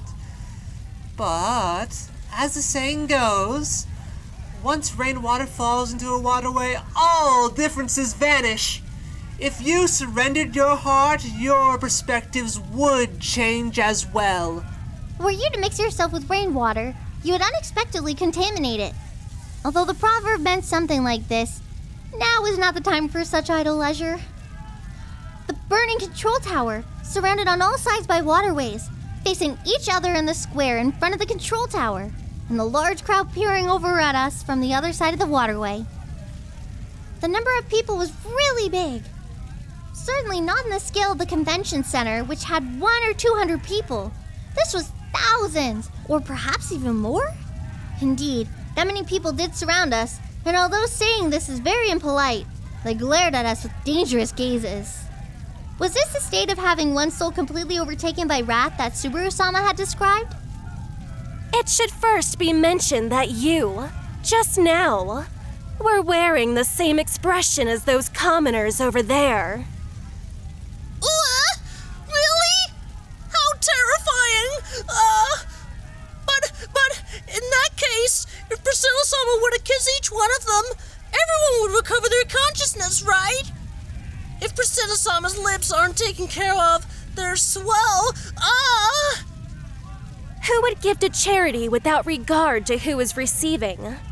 Would you like to be burned away starting from your rear? A turn of events that resulted in being burned rear first. To choose the wrong response would mean death. This condition was ridiculously disadvantageous for someone like me, who often ranted without thinking. In any case, that is your role. For what purpose did you think I brought you here? To forsake your own duties and beg assistance from me should yield shame. No, but this is... I understand the reason, but... Oh, but this volume of people who have gone insane, without sufficient preparation, a song could be sung. And if performance took place before her, that bandaged freak would presumably try to put an end to it. Thus, I shall take the stage. As I retreated and squirmed, Priscilla-sama spoke as if exasperated. No. Although I would admit that Priscilla-sama was incredible, against such a crowd? Huh? Wait, until now, somehow, I had this idea of Priscilla-sama is incredible. But was Priscilla-sama truly so incredible? Although I'd seen the sight of her palm slamming away a fairly fit man with a pow. But aside from that, there weren't any such memories of such feats. On that note, even if Wraths were the only opponent, had following along truly been the right decision? You mustn't. Clearly, the relationship between the two of you is close to the point of sharing a kiss. So efforts to reach mutual understanding should take place to achieve greater closeness. As long as desires become one, thoughts will be able to connect. Just like the many people surrounding this courtyard, you will become one. As the bandaged freak stomped on her, so did everyone else surrounding the courtyard. This behavior, having repeated by thousands of people without a sliver of disorder, was no different from the ground rumbling. That was a force which made the courtyard quake, the surface of the water sway. The already ignited towers seemed to tilt. Although whether or not it was love could be contested. But this was without a doubt certainly a threat. If that large gathering approached as one in an attempt to capture us... Come, you too will be enveloped by love. We'll experience the ecstasy of becoming one. As soon as I said it, it actually started happening. It's over. 1,000 people against 2? This was a disparity in numbers that would be ridiculous even in a truly heroic tale. With a sound like a roar of rage, the crowd swarmed forth as one. Ignoring the borders of the waterways, like a horde of corpses, they came before our virgin bodies. Father, Mother, Kiritaka-san, apologies. Place aside from Liliana's lips would be deflowered now as well. If I'd known this would happen, then I would have done unrestrainedly with Kiritaka-san. Whether the pessimistic you or that optimistic bunch, each and every one of you, just who do you think I am? Huh? Priscilla-sama moved to my front as I despaired. Before it had even been noticed, wielded in Priscilla-sama's hand was a shining crimson blade, the Yang sword. That which had already been radiant enough when seen by the convention center during the day. And this nighttime, with the sun extinguished, exuded a shiver-inducing beauty. Almost as if it revived the sun that should have fallen. To tremble from my blade's terrifying glare is correct. This is the original flame. The flame which had first lit the seat of the Emperor. Although my belief is that the scarlet radiance is not the same as what you lot recognize. Having spoken solemnly, Priscilla-sama flew upward while wielding the Yang sword. That was an action which could only be described as flight, although it clearly appeared to be only a light leap. Yet she moved with such agility that it had become the wind. Approaching the edge of the waterway before the crowd, wildly surging forward, Priscilla-sama directed the tip of the Yang sword to the water's surface, and flowing right afterwards. Huh? Before my eyes, the wall of crimson rose. No, that was a flame, a wall of flame. The licks of the fire were so red they even appeared to be white. As if to reject any description of wavering, mournful light scattered forth, proving how terrifying that heat was. That which was being scorched by the waterway, even the surface of the water itself. Water which should have been fire's natural opposing enemy. Water which should have been the opposite of fire. This was a sight which overturned such natural notions. The flame of Priscilla-sama's Yang sword could ignite even water. And, in addition, all of the waterways surrounding the courtyard simultaneously. This is... Before the sight which did not belong in this world, the bandage freak... No, let's stop that at once. Wrath. Indeed, even Wrath was lost for words. This couldn't be described by words like smoldering, but flames did exist. Stopping the steps of the crowd attempting to cross the waterway, nailing them in place. That was a matter of course. Although that moth flies into flame wasn't nature's decree, humans held wisdom and instincts that were capable of resisting such an end. Even if solely in form, your use of love as an excuse to name this not as dominance became a critical weakness. If this is a force that can be overcome by obeying one's instinct, something of this degree can never stop someone in their steps. Taking a new stance with the Yang sword. Like that, Priscilla-sama ridiculed the silent wrath. Ridicule, mockery, derision, contempt. That was all I could say. You malice expression of beauty. Something so important I had overlooked. I had all along been watching Priscilla-sama's dashing expression of severity, although that was beautiful in its own right. Indeed, it could not compare. Clearly, there could be nothing more beautiful than this malice, which yielded a beauty that caused shivers. Even if free will is curbed, if instinct is not restrained as well, this is precisely what you shall see. Seems as if no one is willing to go to the extent of being consumed by flame, which speaks loudly of the love that you speak of. This is the result of the cheap love that you have pronounced.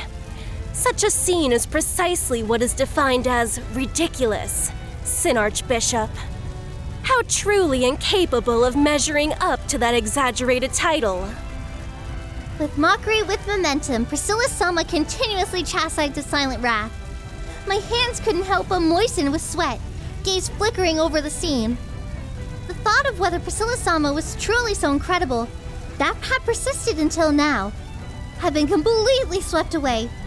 Priscilla-sama was incredible. Priscilla-sama was powerful.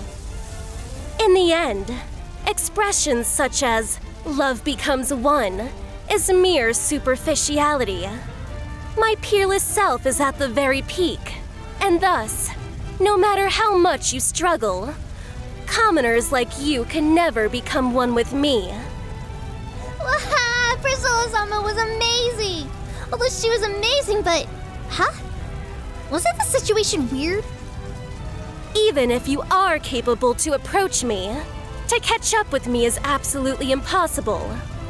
The love that you speak of has already been defeated, has it not? And thus, ranting of becoming one is not but wild words. Priscilla-sama, it's about time. Even as a misconception, to become one is far too erroneous. Born as something else, and wanting to become one is a denial of the self. Why would something you yourself lack have any value in closer? What is flawed is the entire premise, and to act according to this incorrectness is to exist in commonness. Something so vulgar.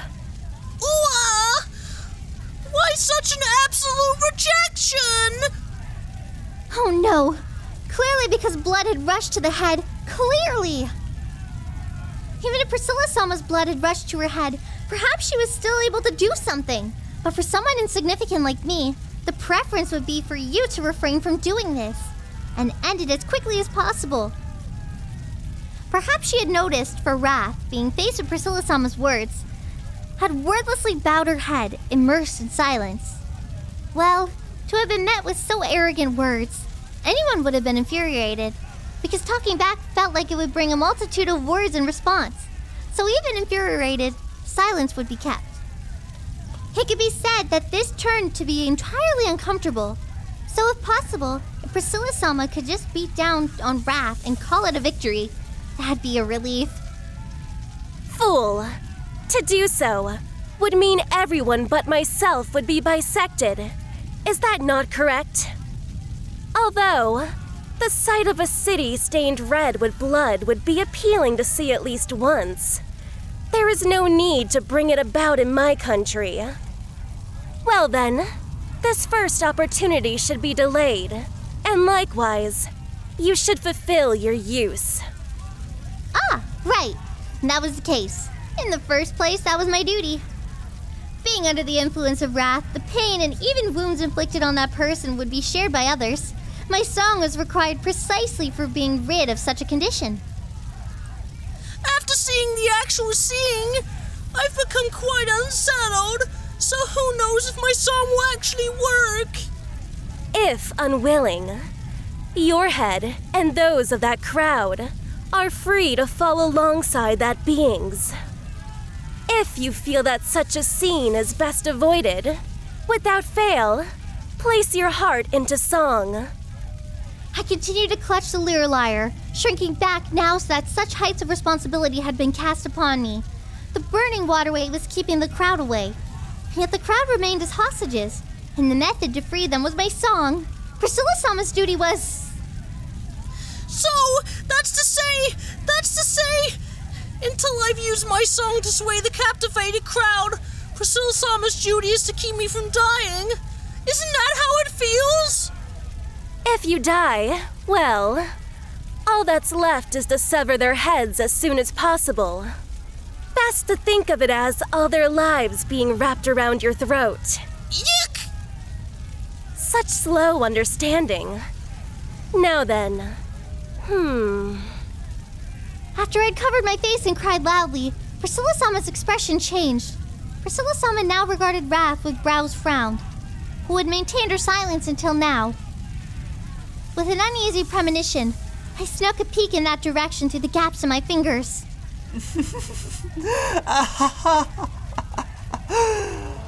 How amusing. How amusing. Such joy.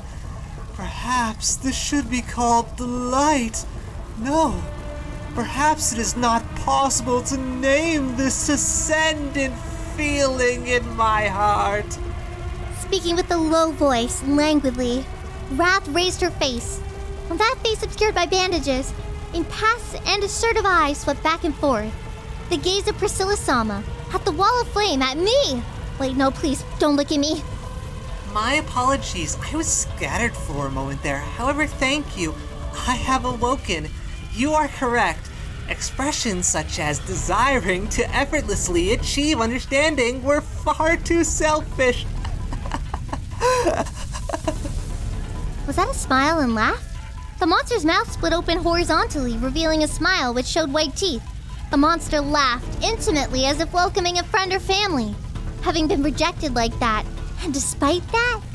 Please allow me to once more introduce myself. I am a Sin Archbishop of the Witch Cult, representing Wrath, Sirius Romaniconti. I do hope my affairs can be taken to heart. She bowed politely, giving a greeting. And then the bandage freak, the monster, Sirius, undid the change on her arm. Rotating wrists, untying bandages, lengthening the reach of chains. The chains rotated, slashing through the air, layer upon layer of metallic sounds, becoming malice itself, cutting through the atmosphere. Even so, the monster wore a smile. This is ordeal. Indeed, this is without doubt ordeal. In this city, in which I reunited with my husband once again, to meet him once more, to express love in words, the ordeal has descended upon me. The correctness of my love is proven by fate, which had me meet that person once more. You are the ordeal that stands in the way of that! With a ringing voice, with the flourish of a maiden in love, the monster ceaselessly waved her chain, shortening the distance to hear in one breath. Oh no. Just being brushed would have been death for me.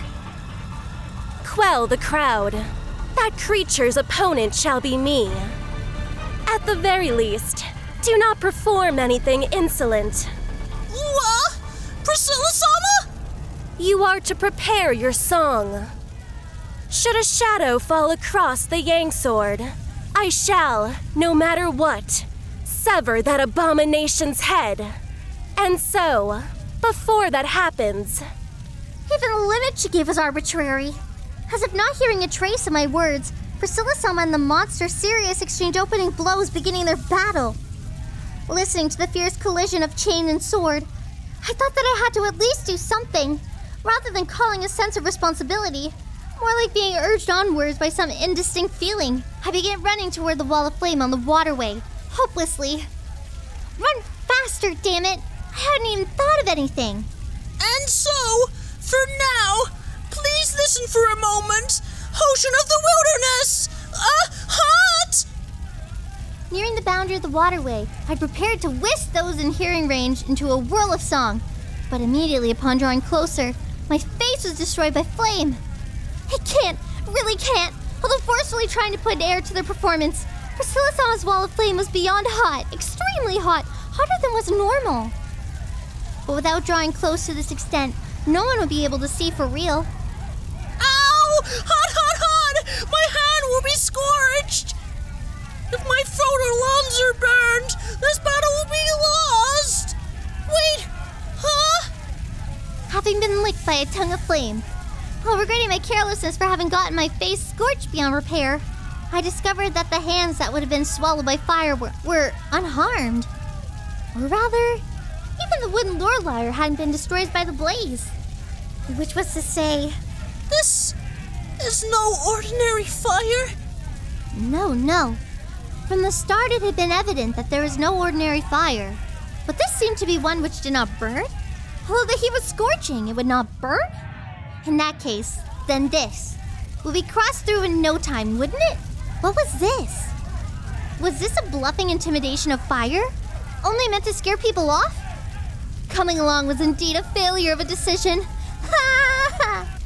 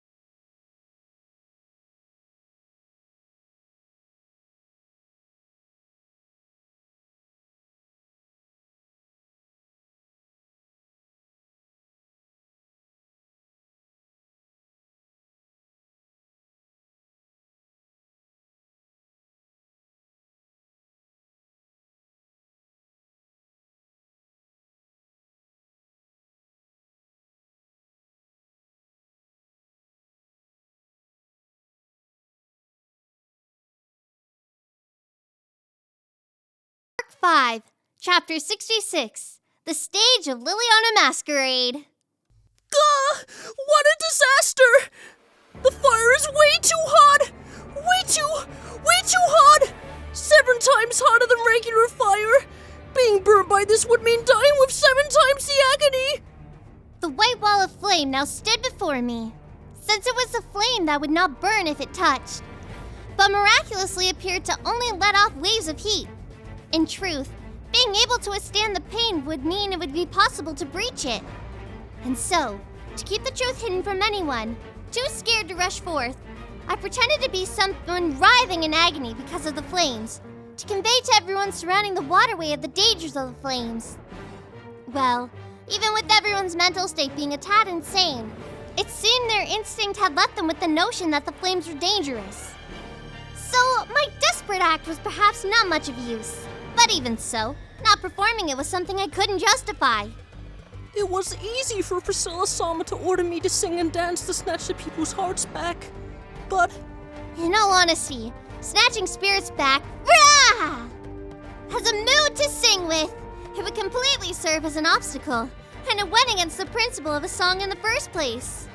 As a result of frantic singing, to say that something airy would be left in the hearts of those who listened, that something would be natural intent of the heavens. And if they felt something that intent of the heavens and gave a tip because of that, the world would be so kind and gentle. First of all, singing with the attitude of wanting to earn a tip would be an ulterior motive that would make its way into the song. But a song with such a desire contained within is not what I wanted. And so, couldn't this plan be said to be a losing battle from the very start? thinking back on it, although this life was short-lived, days filled with tumultuousness were experienced. Father and mother, even though there was resentment when I cast myself into this cruel world at the age of 13, after declaring my independence. But now, I'm only grateful that I was born so cute. Although, I was quite the unfilial daughter. The gratitude and wrath I felt towards the two of you was something integral to me in every way. Gah! Hot! A never-ending summer!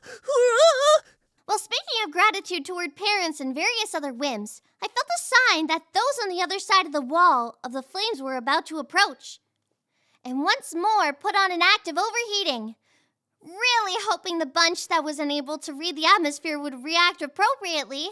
But, no matter how realistic my performance was, it would fall through sooner or later.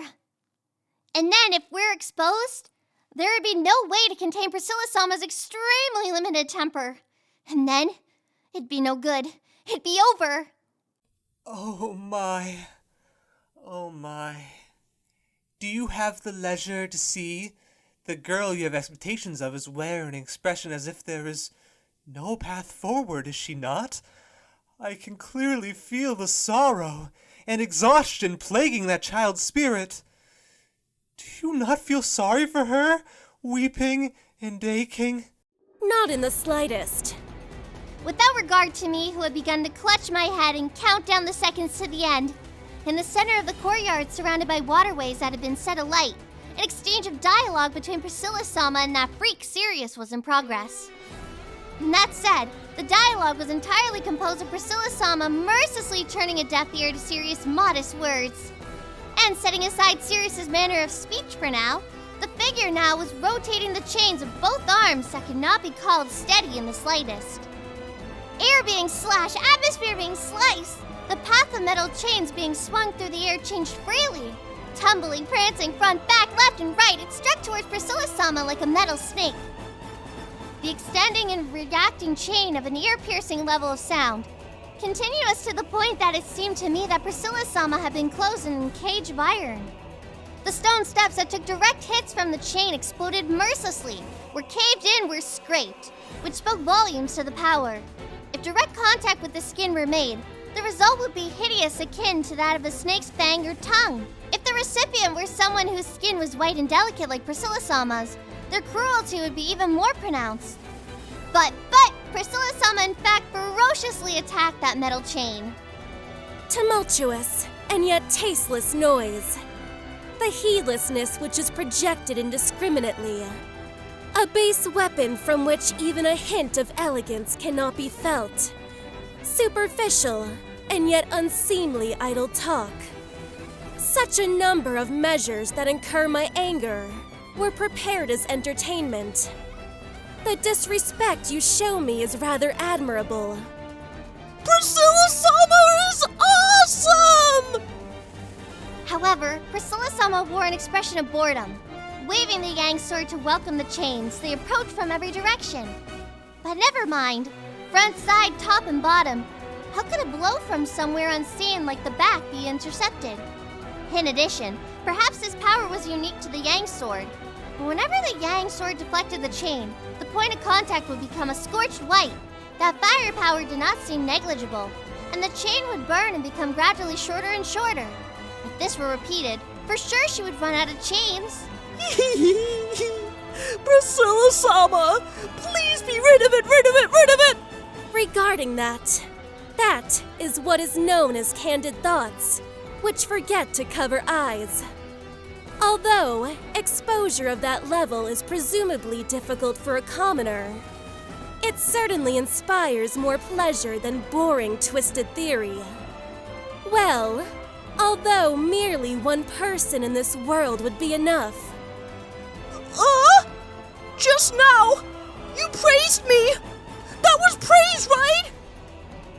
To consider that praise will be fine, right? I'm about to feel real happy, you know? Amazing! Truly amazing! Yay! Even if I were to be told it hadn't been praised, I'd already felt happy, so it was too late. Accepting my support, Priscilla-sama also gained more momentum. She continued to advance ceaselessly, burning the chain away. The imposing atmosphere seemed to overwhelm the Sin Archbishop of Wrath, and I was now entirely just waiting. It was a yam in the oven. No! Wait a second! Priscilla can't solve this so effortlessly! If that happens, we'll also be off effortlessly! Ah! That is indeed the case. Too fun a time was being had. How dangerous! If I hadn't stopped her just now, she was going for it! As Priscilla-sama stopped, Sirius, having been overwhelmed, took this chance to leap backwards. Although Priscilla-sama was out of the norm, the opponent was meeting her match in none other way than a Sin Archbishop. Perhaps it should be asked whether or not humans were able to move in such a way. It is rare for someone to be so stubborn and not opening their hearts, even though I have spoken so much. For what reason is your soul so tightly closed? After gaining some distance, Sirius flickered her gaze to her two arms as she spoke. That chain had already been trimmed short. But as the freak yapped, she rotated her wrists to restore its length. It seemed that many chains were wound firmly on her arms. But whether they were cutting off circulation was unknown. Everyone's hearts have openings, some greater, others smaller. To live mean to have feelings, no matter the color of the feelings that peeks out from there. They are something every person possesses. Even a feeling you have staunchly bore all along can be understood, as long as it's revealed. You too have a soul that can anguish, feelings that disorient. Although unwaveringly keeping weaknesses hidden from others is a condition to living strongly, there is only so much that can be reached on one's lonesome. What one person can achieve on their lonesome has a limit. After becoming one with other people, new peaks can be discovered. In order to allow others to see that place, mutual understanding and shared feelings are necessary.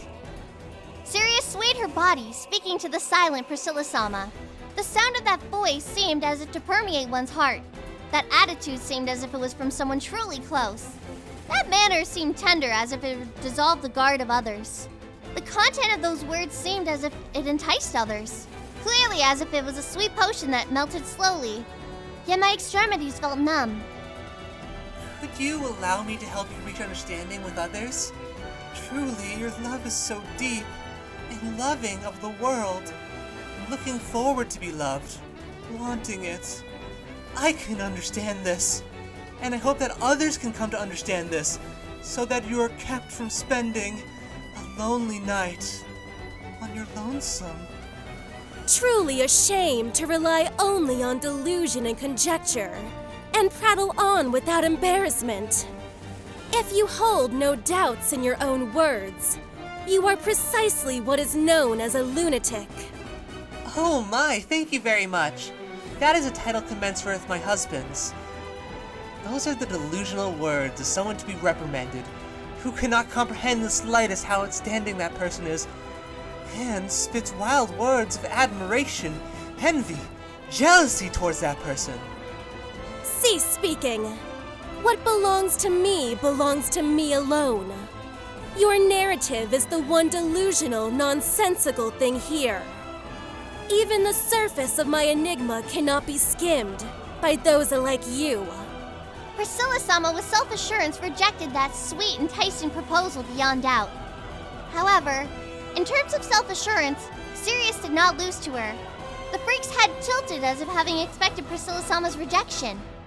To say that even the surface cannot be skimmed This is the epitome of stubbornness. Is it not?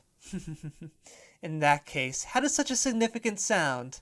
Iris and the King of Thorns. Or perhaps the Rose Knight of Tyros? Magriza's guillotine.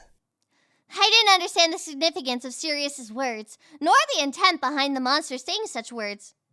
However, it prompted an immediate effect. Better off dead. As I thought I'd heard a low murmur, Priscilla Sama's figure vanished from sight. As I expressed my confusion, the distance that had once existed between Priscilla Sama and Sirius became 0. Priscilla Sama swung the Yang sword from above, arc mercilessly tracing towards Sirius's neck. In an instant, the world slowed to an incredulous extent, and even I was able to see the path Priscilla Sama's blade follow. Just aiming it, Sirius's slender neck would be caressed and severed. If that were to happen, my neck and the necks of everyone nearby would break in the same way. Could it be that it was because I understood this? That it seemed to happen so slowly? Say, if a life-threatening danger were to approach, humans would, with great focus, see their perception of the world slow down, right? Although if that were the case, in a situation where the celestial scales of my own life were being tilted by others, what could I and the many people around me do about it? The crimson radiance of the Yang sword, with imposing manner, sliced through the atmosphere. Being unable to understand the sight before me, I couldn't help but let out a voice of a dazed fool. Having made that noise, my neck was so firmly anchored upon my small body. That was a matter of course. My neck had not been severed, whether my own, nor Sirius's. In substitution, Priscilla Sama's body, which would have never leapt at Sirius, had been flung backward forcefully. Having been intercepted by Sirius's metal chains head-on, she was hurled back perilously. Priscilla Sama! I let out a cry towards that figure, which had obviously not leapt on its own will. If Priscilla Sama were to be killed, the situation would become an irreparable wreck. I could hardly even think of such a thing, crying out solely because of a sense of disaster dawned, and yet, Priscilla Sama suddenly spun back, still in midair, halting her momentum by stabbing the Yang sword into the cobblestones. Cease the racket. The true damage is yet to come. In reply to my wail, Priscilla Sama landed, the high-pitched sound of her footwear echoing. However, immediately after that, Priscilla Sama's necklace began to change. It had originally been a necklace with 3 golden jewels, but one of those had just shattered, almost as if it had taken an attack from just before in Priscilla Sama's stead. The retaliation for my necklace shall have a rather tall cost. So that's how it is.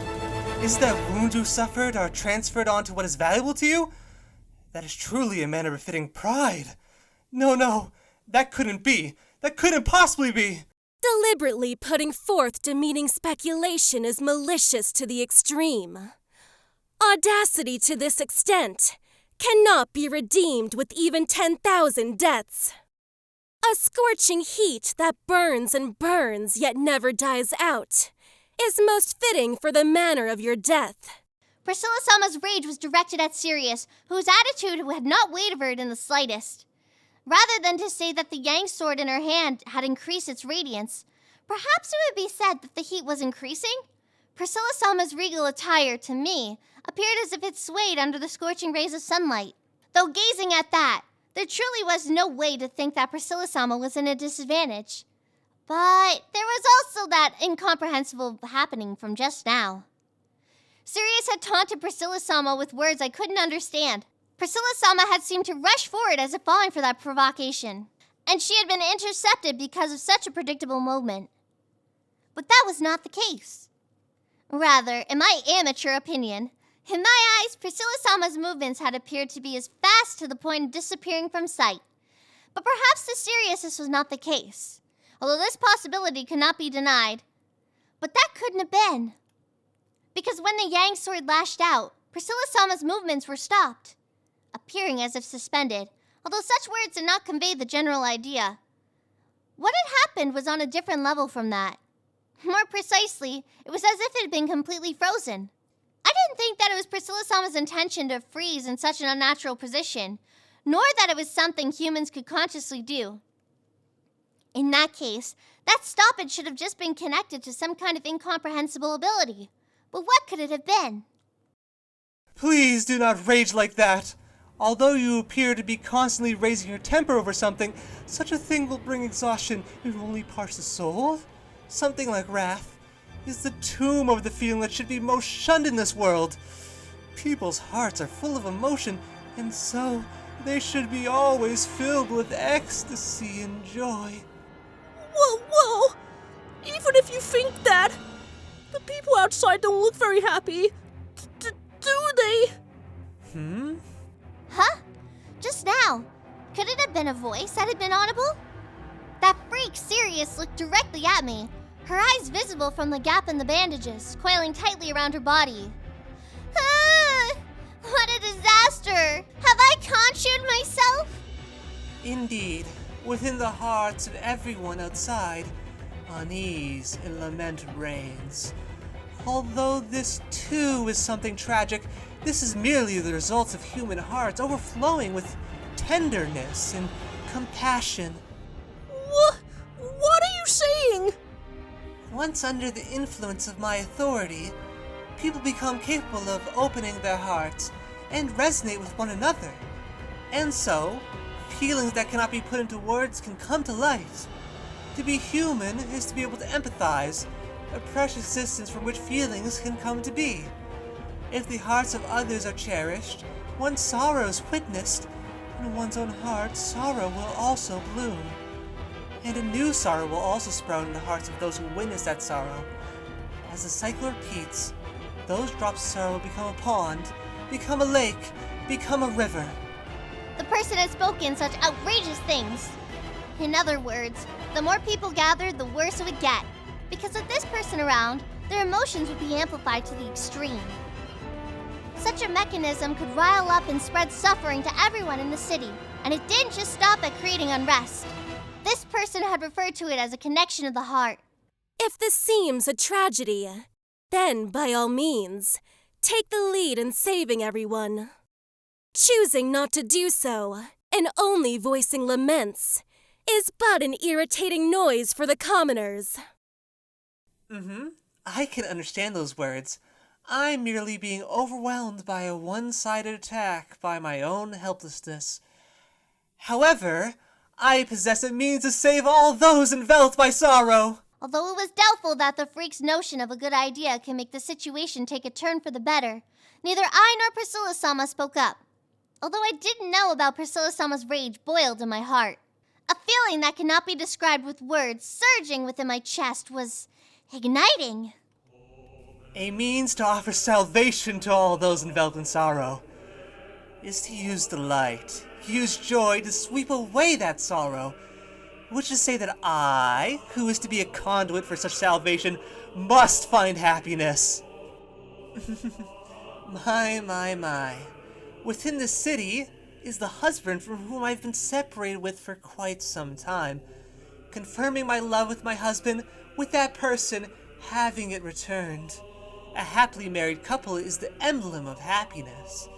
If my heart is filled to the brim with such joy, all those crying out of lament will be saved. By mutually enjoying happiness, the hearts of everyone will be saved. Sirius spoke her discourse. Priscilla-sama wore a completely disinterested expression, and I, who flickered glances at both, was thinking of many things. I knew that this was the one time I couldn't escape reality by pretending not to understand. Or rather, it could be said that now I understood.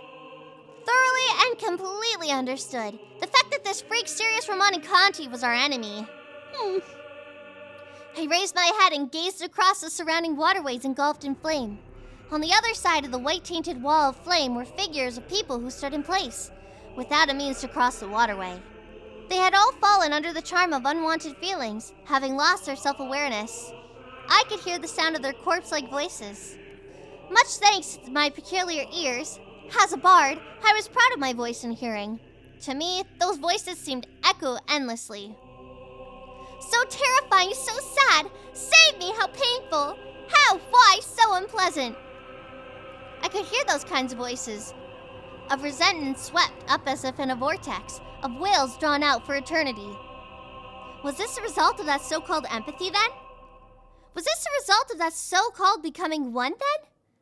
That so-called unity was something like this? I have to free. Becoming one and being the same as everyone else had to differ. Men, women, adults, children, infants, elderly, humans, demi-humans, we're all clearly different.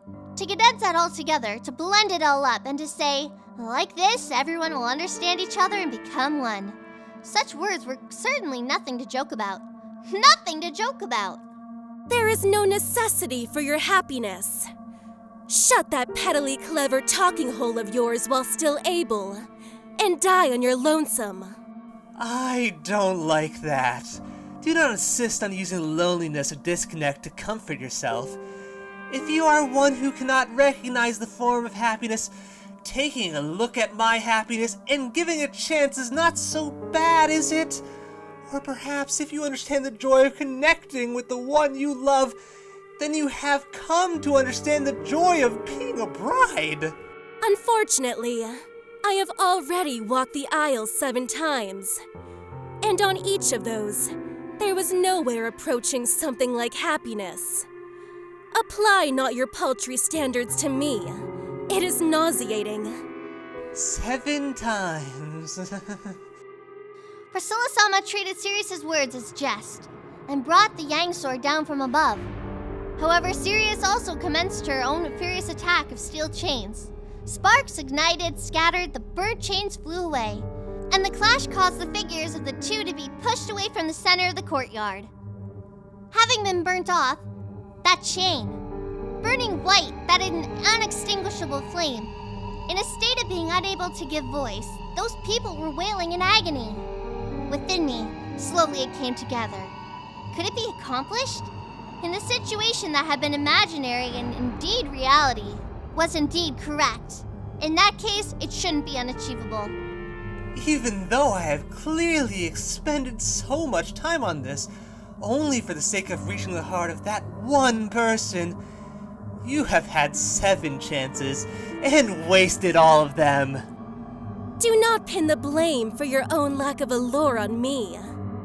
That is the reason as to why that pitiful man who has been imprinted on you refuses to even meet you. I and that person are intimately connected, and thus are deeply in love with one another. Suddenly, a voice of fury lashed out, one that inspired a jolt of terror. Immediately after, bisecting the courtyard was a snake of flame which burned red. In the instant that Priscilla-sama blocked the chains that originated from Sirius's arms, and from where the flames followed the chains, the surging flames swallowed Priscilla-sama's body. The snake of flame reared open its maw, consuming Priscilla-sama's slim body head first. Without a means to counter that fiery attack, Priscilla-sama was swallowed and tossed outside of the courtyard, now smoked by flame.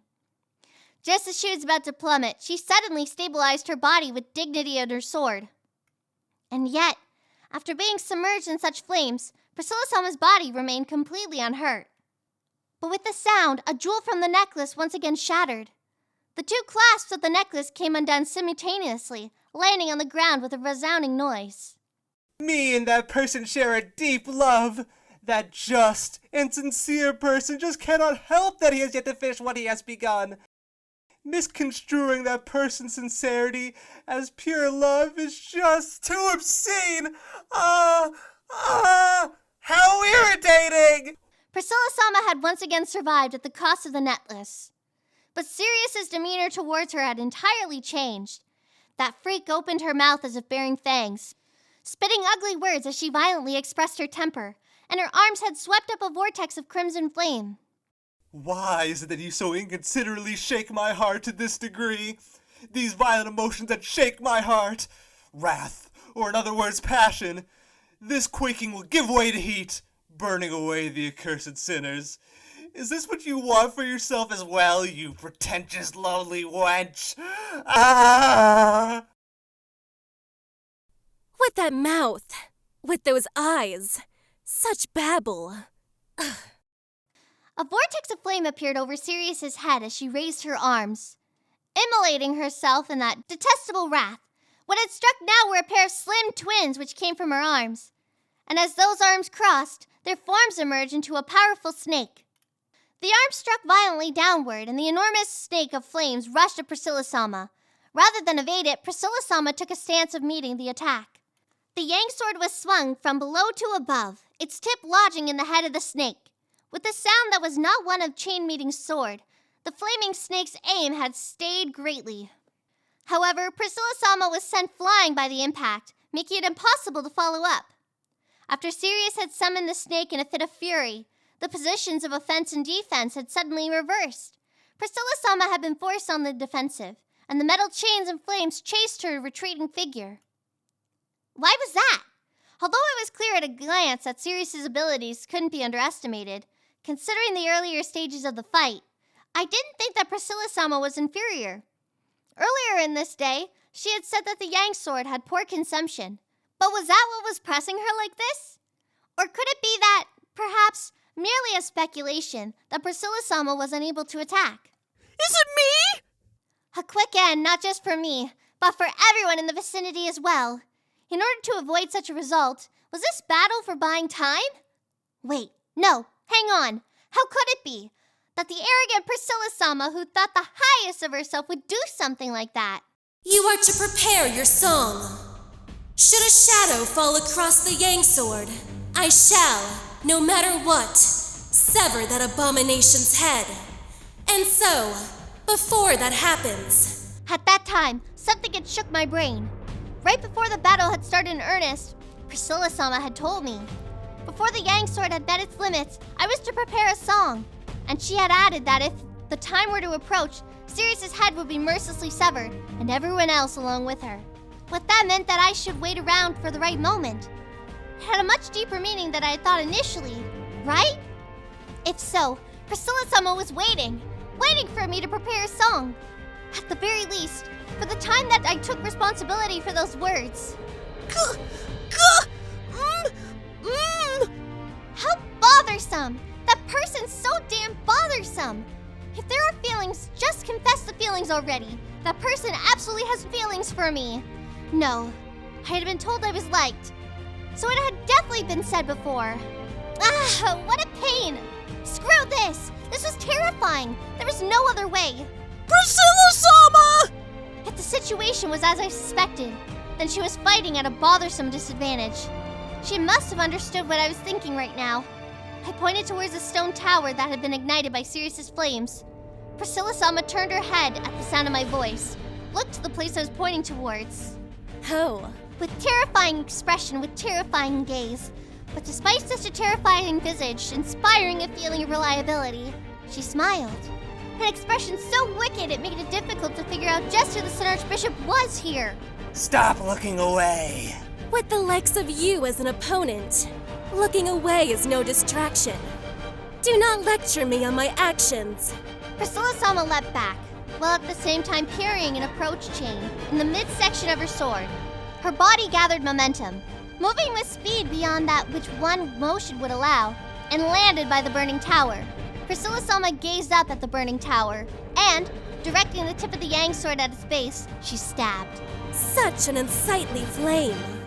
Truly beautiful light shines like this.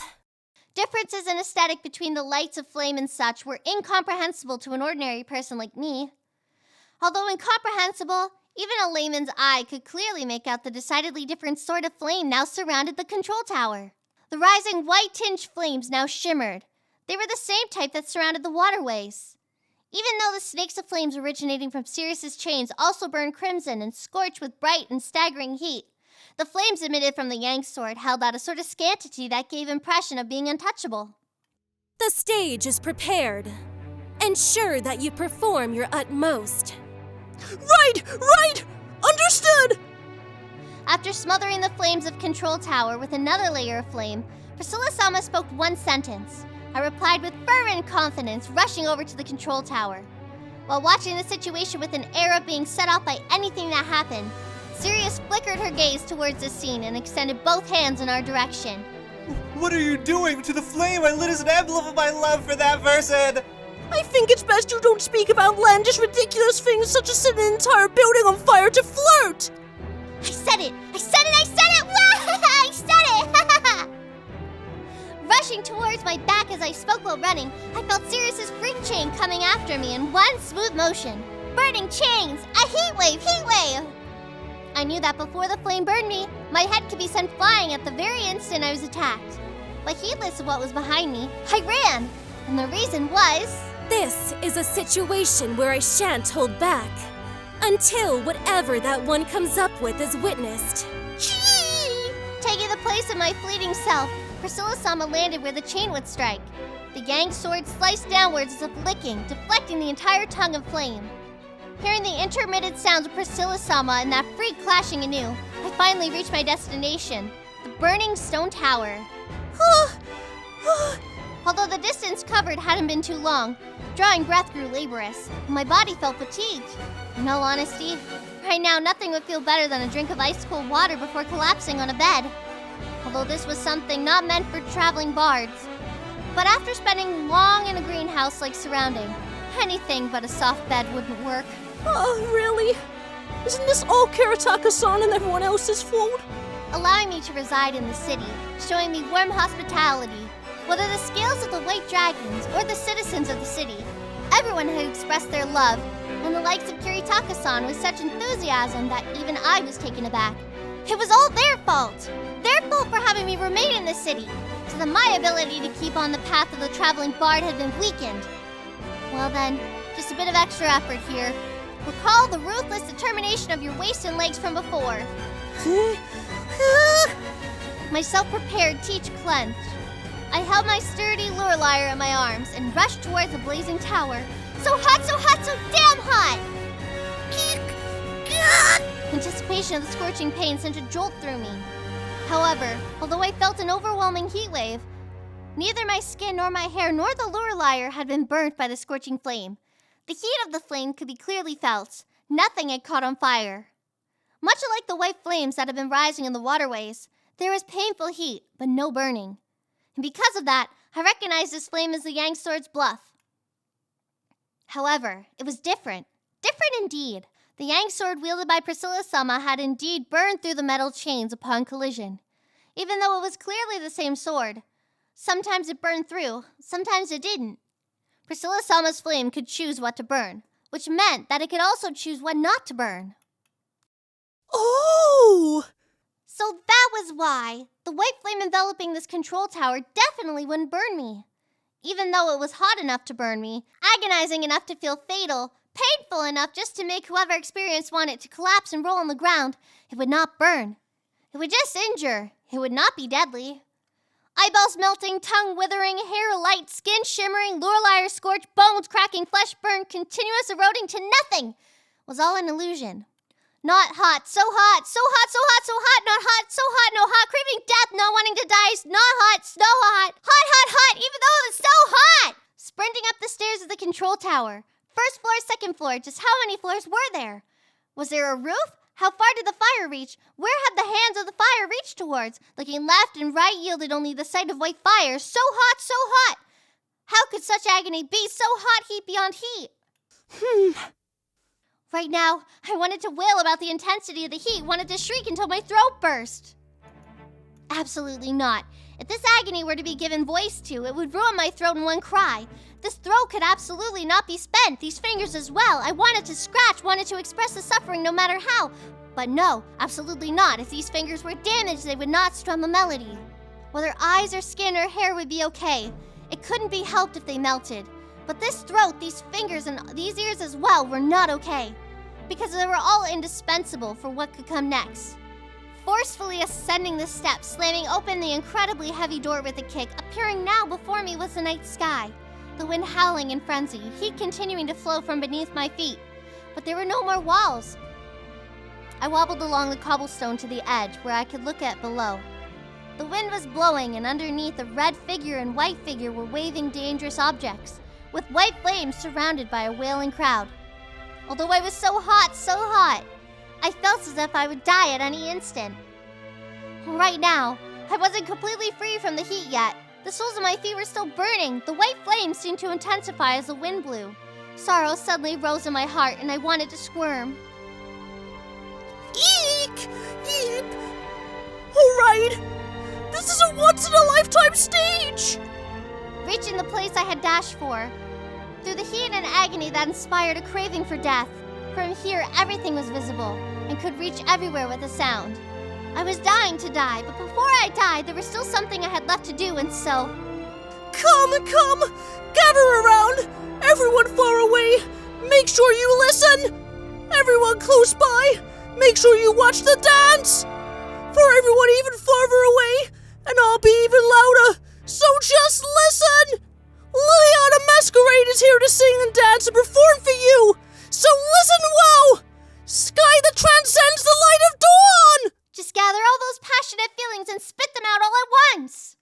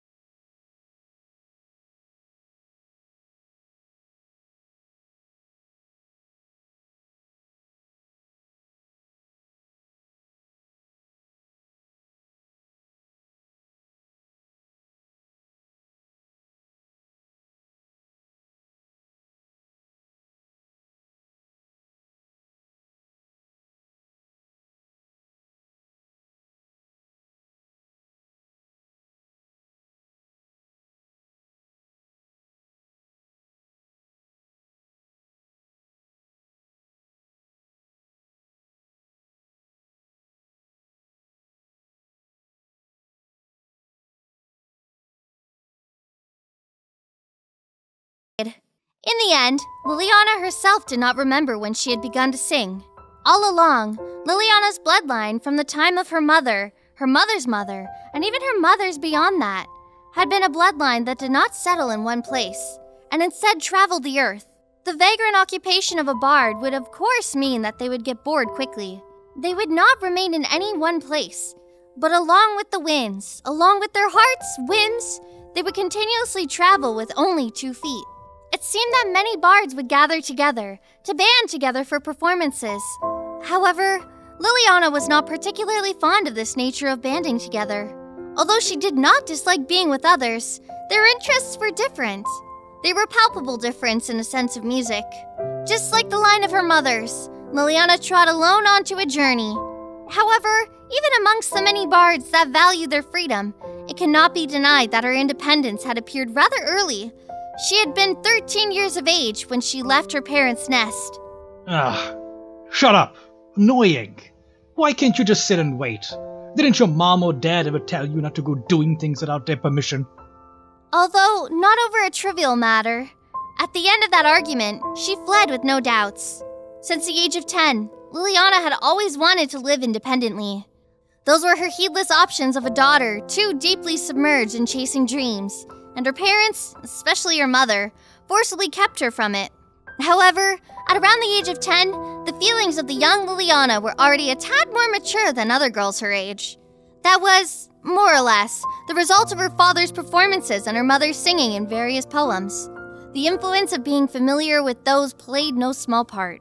For young Liliana, the characters appearing in the music her mother sang were dashing. As she came into contact with their adventures, struggles, battles, romances, intrigues, Liliana had been forever unable to bear that her feet could not make their way forward. The people who had come to be famous through song could so freely choose their way of living. To the 10-year-old Liliana, the heroes that had appeared in the songs were friends. She was eager to savor the feeling of walking the same path, of witnessing the same sights, underneath the same sky that they had all raised their heads to see. Clinging to such a feeling, she had been able to bear it for 3 years. Liliana's single-minded passion and single-minded sense of companionship flared up. From her father, she stole his skill of performing with the lure lyre, and from her mother, she stole the sound of her singing, along with several famed songs. On the eve of turning 13, her mother personally handed down her lure lyre, a tradition of her bloodline. And after grand arguments between parent and child, she sprinted away from her parents' side, journeying away from home, alone. Ha ha ha! Wait and see, mother, father, or be king of bards! Completely evading the pursuit of her parents, she, having become alone, made a vow to the night sky. Liliana's Masquerade, grand adventure, would from now on commence. In hindsight, it was plain to see that their parent-child quarrel had been due to her parents' thoughtfulness. Since the age of 10, her parents had deplored Liliana's recklessness, complaining that her skills had yet to mature, that she treated not learning melodies as a joke, occasionally refusing food afterward. A little girl like you is 10 years too early to think she can live independently. Leave it to the arrogant child to take care of the meat of the rabbits who've fallen into the trap. My, oh my, you poor thing. Today's rabbit meat seems to be so sloppily cooked. And now you say we have to wait? A child who doesn't listen to their mother is really pitiful, you know? For better or for worse, their parents had a nature of chasing their dreams. For a pair such as them, how heart-rending the departure of their only daughter must have been. Surely leading up to the departure, arguments would have been aplenty. This lowers the consumption of meals. We'll be able to eat 3 meals a day from now. With Liliana gone, we can just have another child. Surely there must have been arguments. Surely it had been painful, for sure. And a parental argument was the last gift she received from them. If Liliana's dreams were crushed, she would not return to her parents. To cut off Liliana's way out, they spoke such heartless words.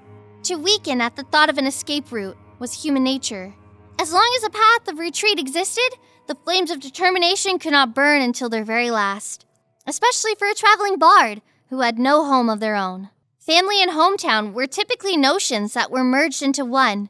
Reliance on family was subconsciously overwhelming tendency. And so, the greatest obstacle standing in the way of independence was the act of cutting it off. Thanks to her youthful recklessness and her parents' shrewd manipulation, she had overcome such an obstacle. Liliana, while sipping muddied water, munching roots of grass, whimpering, "I want to go home." Having been overcome by starvation and weakness, only then did she notice their consideration. If her resolve had shattered then, perhaps she would have cast down her lure lyre. She thanked her parents. That mutual parting had been the best for them. Oh, eh? Years later, upon encountering them in another town, they had yet to settle their differences. On top of that, held in her parents' arms was an unfamiliar infant. Liliana initially assumed to be her younger sister. But rather than speak to her parents, she immediately stuck out her chest, straightened her back, and returned the way she had come. Years later, if she had achievements more worthy of pride, perhaps she would reunite with her parents and exchange smiles and happy words. However, as of this day, she was sorely lacking, so it should be left as that, for now. Of course, after this meeting today, perhaps she would never encounter her parents again, and there is an even higher chance that she would never be able to introduce herself as an elder sister to the little sister, whose name she's yet to learn. However, that was fine. That was what Liliana had chosen, a way of life which relied on song. And one day, when Liliana eventually became a world-renowned bard, Doubtless her parents would irresponsibly comment to everyone who would listen. The first victim would no doubt be her little sister, and thus it was completely natural that she had another petty ambition. What a heart-pounding vision of a future! Even Noah shouldn't have been too much to ask for. It was around the time when Liliana was 17, and she found her resolve anew. Liliana, who was now 22, lived independently for 9 years.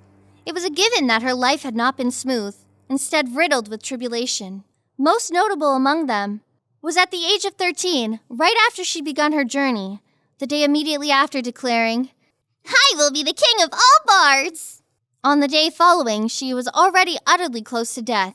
If she had not been picked up by some passerby merchants and had not been allowed to save up some money working as a servant, she surely would have actually died alone, pitifully, if not for a group of merchants traveling across the lands to make their living. Liliana had been picked up and taken care of, acting as a servant.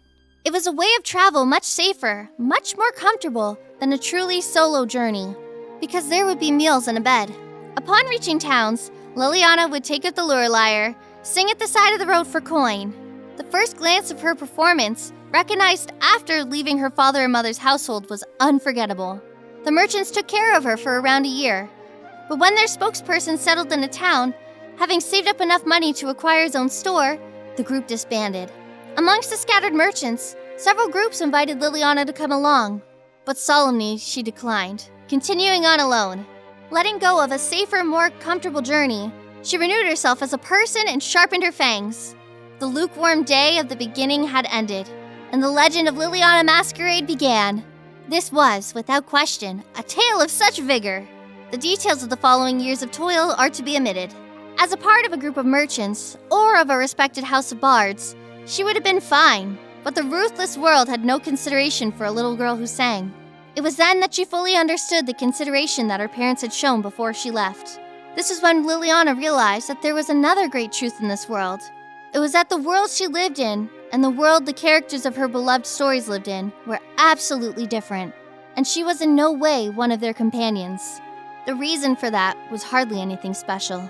On the night she had munched on roots of grass as usual, and consumed untouched red fruits in the mountains, she suffered the agony of a stomachache and fever by her lonesome.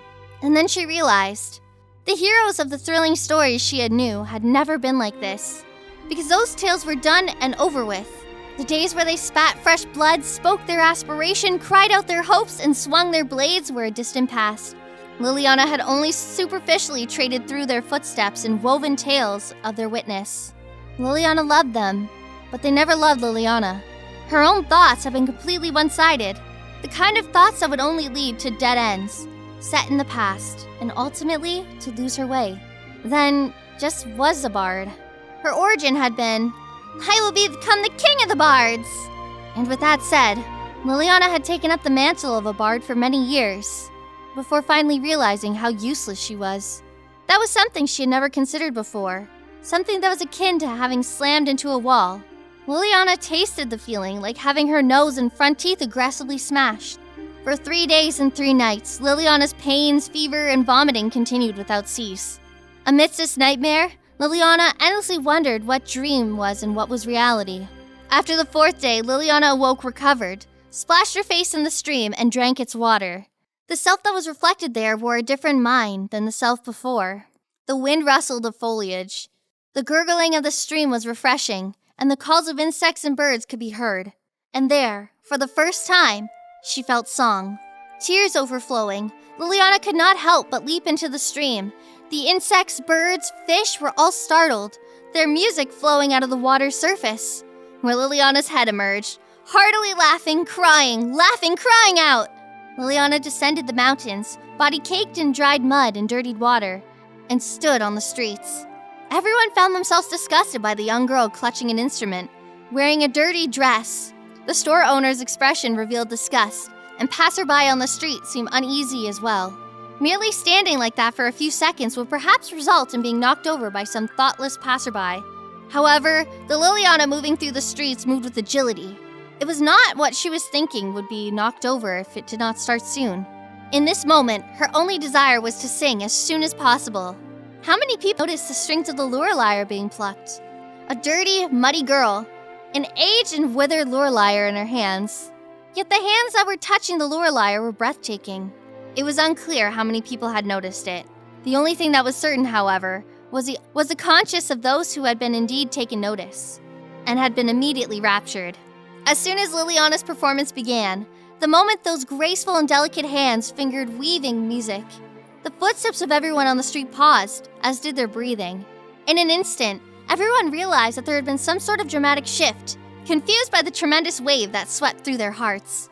Every gaze focused upon her, a dirtied young girl standing in the street, the source of the sound. Liliana felt attention falling upon her, and at the same time understood that she'd become more excited. The stage had been prepared, and she dashed on it in one breath. As applause for her performance reached its zenith, Liliana's song began. From her throat flowed song, to the extent of making her believe that the songs she had sung were in the past, were not of the same substance. Her own knowledge, feelings of the famous melodies went back and forth, piercing her. With a clear heart, she watched them rise towards the heavens, the friends she had thought of as inseparable. Song was a gift, and to the friends of the past whose tales she sang of, she was nothing at all. And that was fine, for Liliana understood, such that her own existence was one of the bard. With this foundation of understanding, from hereafter she could continue to sing by herself. Flaunt that in the world such exemplary people existed. Flaunt that she had held the misunderstanding that she had been friends with such exemplary people. And one day, certainly, for certain, she would befriend such amazing people and would sing proudly, flaunting such amazing people who had been her friends. Finishing her song, Liliana shed tears. The people there were struck speechless, shedding tears just as she did, wiping their noses. Applause echoed like thunder across the streets, and Liliana Masquerade had become a bard. Since then, Liliana's acquaintanceship with music had persisted. Atop the burning control tower, Liliana sang, recalling the first time she had sung and the first time she had sung as a bard. A feeling familiar to one from then danced in her heart. What she wanted to sing, wanted to express with words, wanted to voice was too much.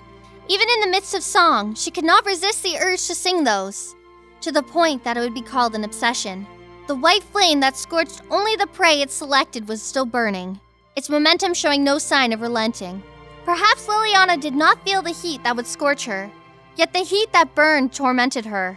Even now, blazing pain was transmitted starting from the soles of her footwear. The body that had scaled the control tower retched in flame, continuously emitting out cries of pain. Pain that drove her to her knees, assaulted her to the point of wishing to cry out immediately. However, something like wailing was a waste. Something like rolling around was a waste. Before her eyes was an audience who wanted song. This throat was not for crying, but for song. The music she sung was not one that had been passed down by her mother or family. A bard's obligation was an obligation to inherit stories. And so perhaps for a bard, this was a misstep. But this was a song Liliana had received as a gift upon first coming to understand the world. Upon the arrival of a new morning, the sky would have been dyed reddish-yellow color. Chasing off the night was a sky signaling a new day that Liliana loved to see. The break of day stained red and yellow, bringing a true morning to all. A sky that transcended the light of dawn. No matter what the night held, morning would always dawn. The blue sky that oversaw the rise of the sun for everyone was the start of a new day. Right now, mayhem gradually permeated the city, and a great number of people had been overtaken by unease and sorrow, leaving them immobile. In the midst of a night where neither looking forward nor looking backward was an option, every single one of them was struggling. Struggling, that much was a reality. But even so, Liliana wanted to sing that the morning would nonetheless arrive, because she wanted to sing with that in her mind. She sung just that. She herself would not survive the agony of holding back the song that she wanted to sing, and thus right now was the perfect time to use song to convey what she wished to. At the top of the control tower, Liliana loosened the trembling throat, so carefully tightened, and continued to sing, fingers moving across the lure lyre as if in dance. And in truth, she sang simultaneously as she danced, making full use of the peak of the control tower, wanting that a large number of those surrounding would listen. And yet, how deplorable that her voice had no way of reaching everyone's eardrums. The problem was not merely one of volume. There was an issue of distance. The hearts of her audience were troubled. No matter how much of her heart Liliana poured, the existence of physical and mental barriers that made listening impossible was an undeniable reality. Liliana believed in the power of song. However, it could only be considered true song if it reached an audience, becoming song only when that was accomplished. Spread every which way, just now, how many people have been overcome by unease and sorrow? Perhaps it reached hundreds, even thousands.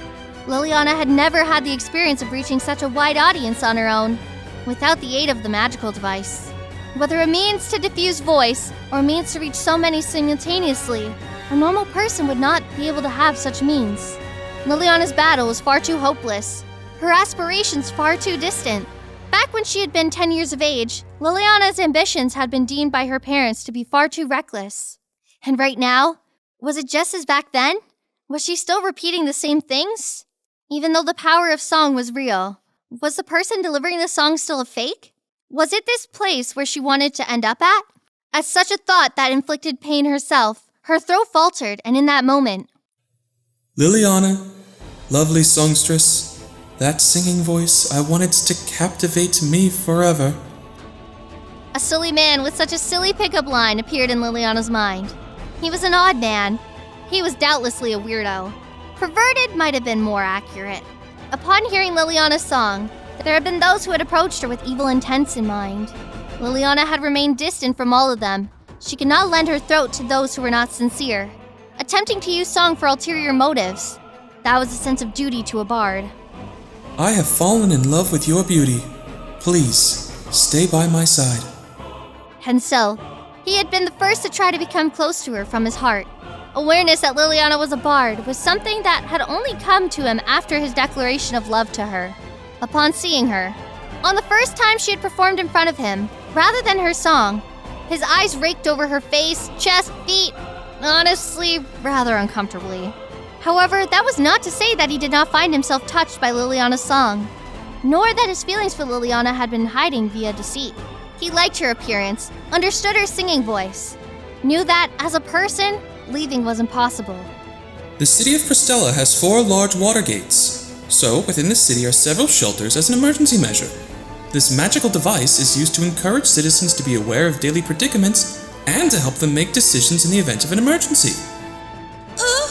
So, what's this for? I was wondering if it was possible to try playing Liliana's song through the broadcast.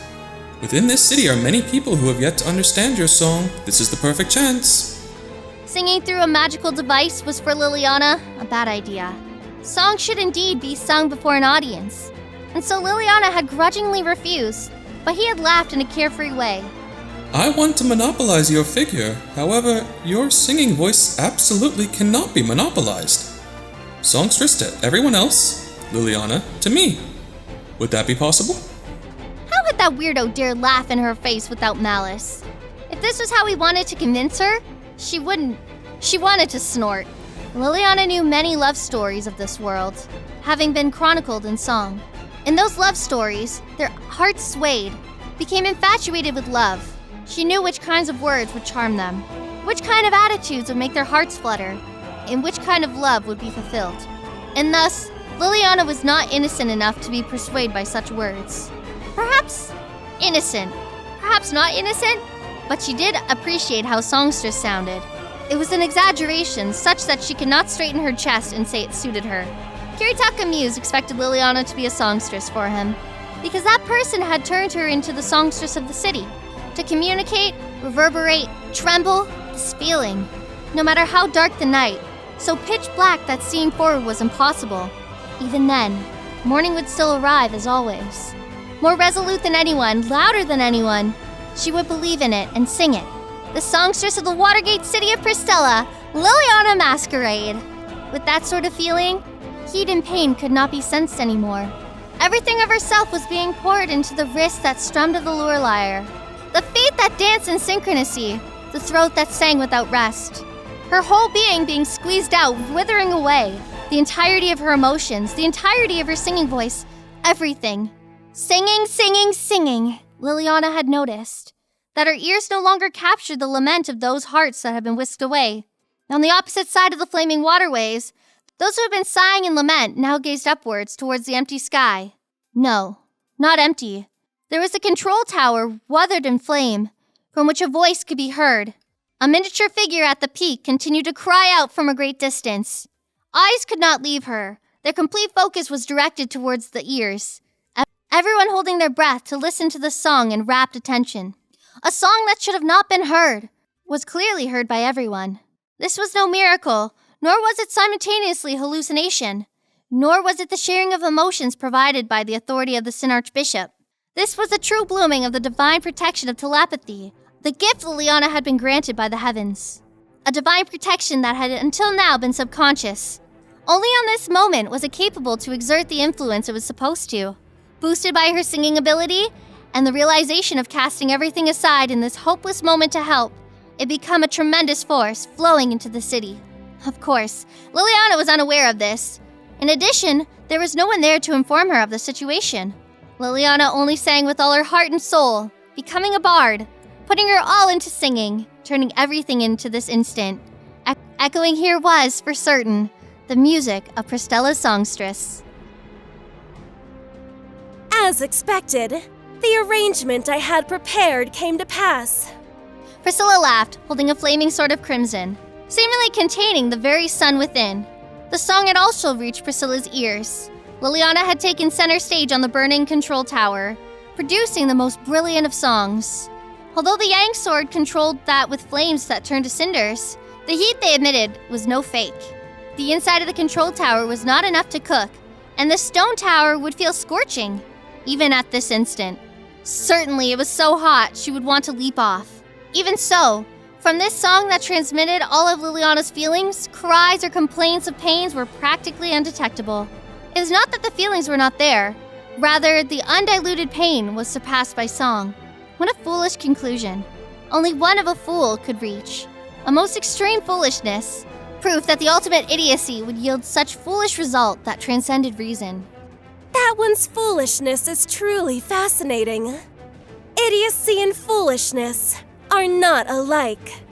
An idiot does not deserve a life, but a fool has the advantage of being amusing. And even more, she has demonstrated a worth beyond joy. Thus, she deserves my reward. Before allowing Priscilla to finish her soliloquy, from overheard and from the leftover chains pressed close, the snake's jaw bore a flame, moving straight at the stopped Priscilla. Priscilla snorted at the pinnacle of unsightliness. Raising the Yang sword, the crimson blade flashed in a slant, interrupting the path of attacks coming from above and from the left simultaneously. The approaching chains were forcibly severed with a single swing. The crisp sound seemed to ring twice nearly at the same time, and the freak's wicked tongue clicked at the sparks. Both you and that girl are so damn annoying. What is so different about me and her? The methods are different, but the essence is the same. Is it proof that we can communicate with this one thing? Sirius shrieked loudly, drawing the burned-off chains close. Twisting her arms angrily, generating fire, the bloodshot eyes of the freak, whose black cloak swayed violently, were directed at Liliana dancing atop the burning control tower. Liliana's divine protection of telepathy was incredibly powerful, enough that it could affect the monster's perception. To the freak who was perceptive to changes in emotions of others, the efforts of the song radiated without limit. The citizens had been freed from that monster's curse of wrath, which had not taken the root inside their hearts. On the other side of the waterway, still burning with white flames, within the eyes of the people who stood there were no traces of frenzy. What filled their eyes was not in fervor, but only tears that fell gently. It was impossible for the monsters to capture the complex feelings from which those tears stemmed, because rather than condensing into one feeling, it kept swaying. That person, as long as that person is, it can be proven. Why are you appearing before me to set my path? Humans want to pursue, to become one indeed. This is how the world's continue on, and yet... As is the nature of song, the accompanying feelings vary. When listening to an excellent tune, even the meaning behind the word wonderful may differ.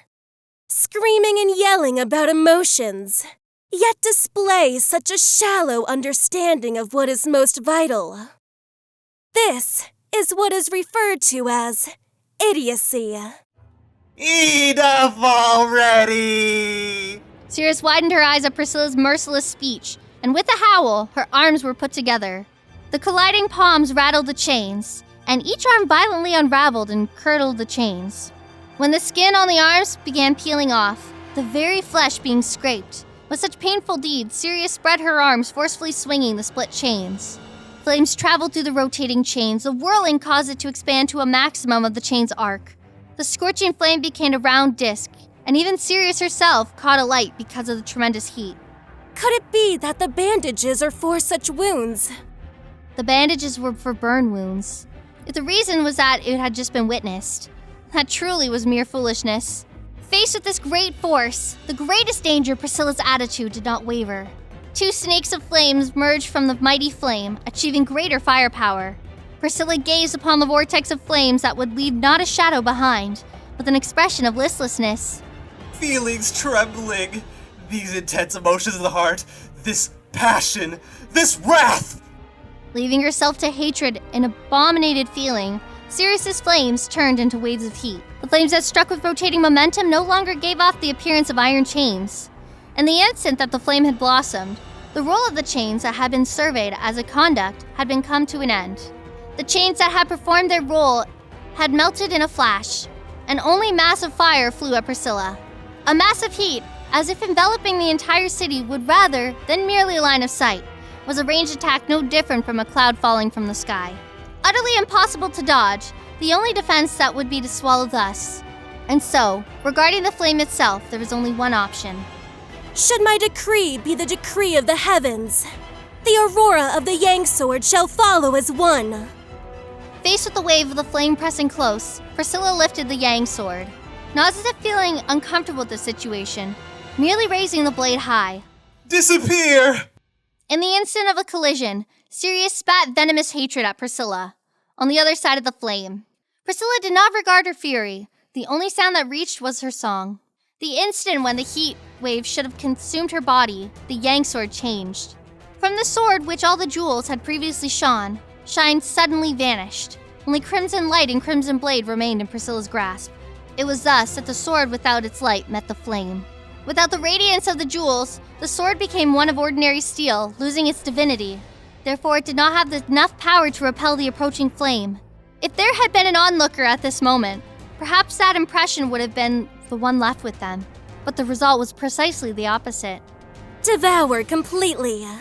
Priscilla murmured, sweeping with the Yang Sword to the side. She would be consumed by the flames and vanish. And yet her existence had yet to vanish after the whisper. Not only that, her body bore no traces of the heat wave's after effects. Beautiful and constituted as always. Waves of the fire that boasted such power had been swept away without trace, almost as if only the Yang Sword, glinting in its reclaimed light, knew where the flames had gone. Grabbing the Yang Sword again, Priscilla's expression shifted. Where once there had been confident smile, were now stiffened cheeks that had hastened her steps. Right in her line of sight was Sirius, sprinting quickly. The freak's fierce sprint pulled her far from Priscilla.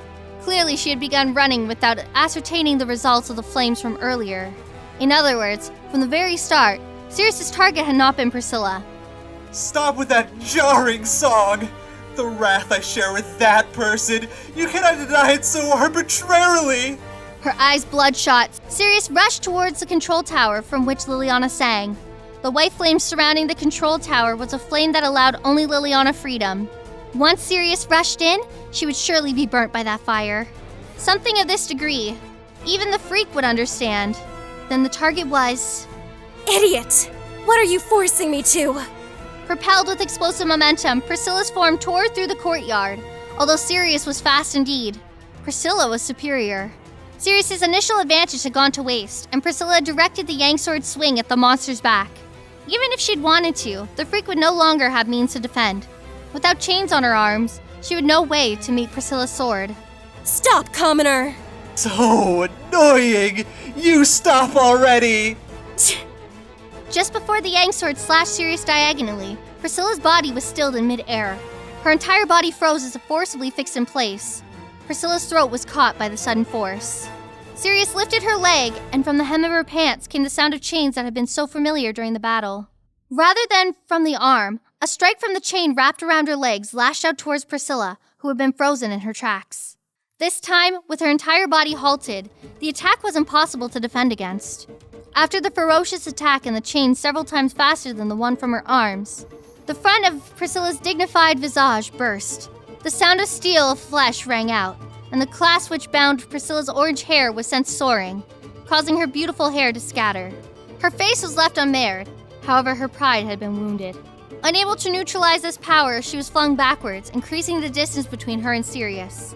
During this time, Sirius had approached the control tower, using unconventional moments to shift her strength and body weight to the same leg that had struck the chain at Priscilla, and then released it.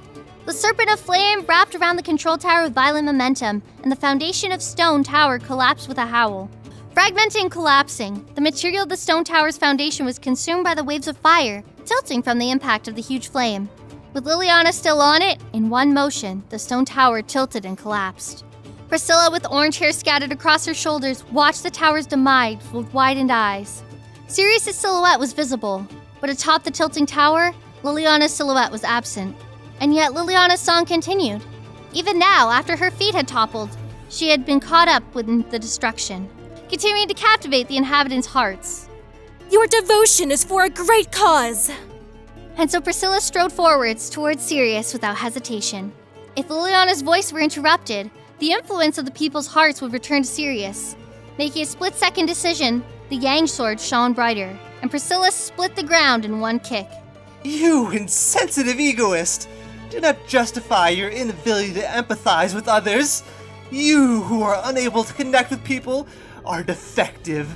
The natural state of humans is to mutually understand, to merge with one another. You commoner! Having chosen to rush forward, Priscilla was cursed by Sirius, the destroyer of the control tower. She leapt, and with the force of her heel, the iron chain struck downwards. An impact and flames moving belatedly created an explosion, reaching for Priscilla's body as she ran towards the blast. A pause, and then continued steps. Bathed in that heat wave, Priscilla's eyes were unwavering. The same could be said of Sirius's frenzy. The freak could no longer hear any other voice. A conclusion of both of them held different senses of value. Hence, they were completely incompatible for one another. The tilting control tower made a splitting noise, stone blocks caught up in the destruction scattered. Smoke curled and flames spread, and the courtyard became a flaming hellscape. Those standing in the waterway, where the tower had collapsed, to shriek with tears in their eyes as they fled.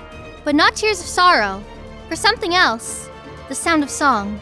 To love is to be one! No! To love is to tolerate and to accept differences. For everyone to look at the same person, to feel the same way, to share the same feelings. What else but nauseating and disgusting would it be? Priscilla bent down to sweep aside the chain. Leaning to meet the rushing attack, Sirius clicked her tongue and created several walls of flame to block the way.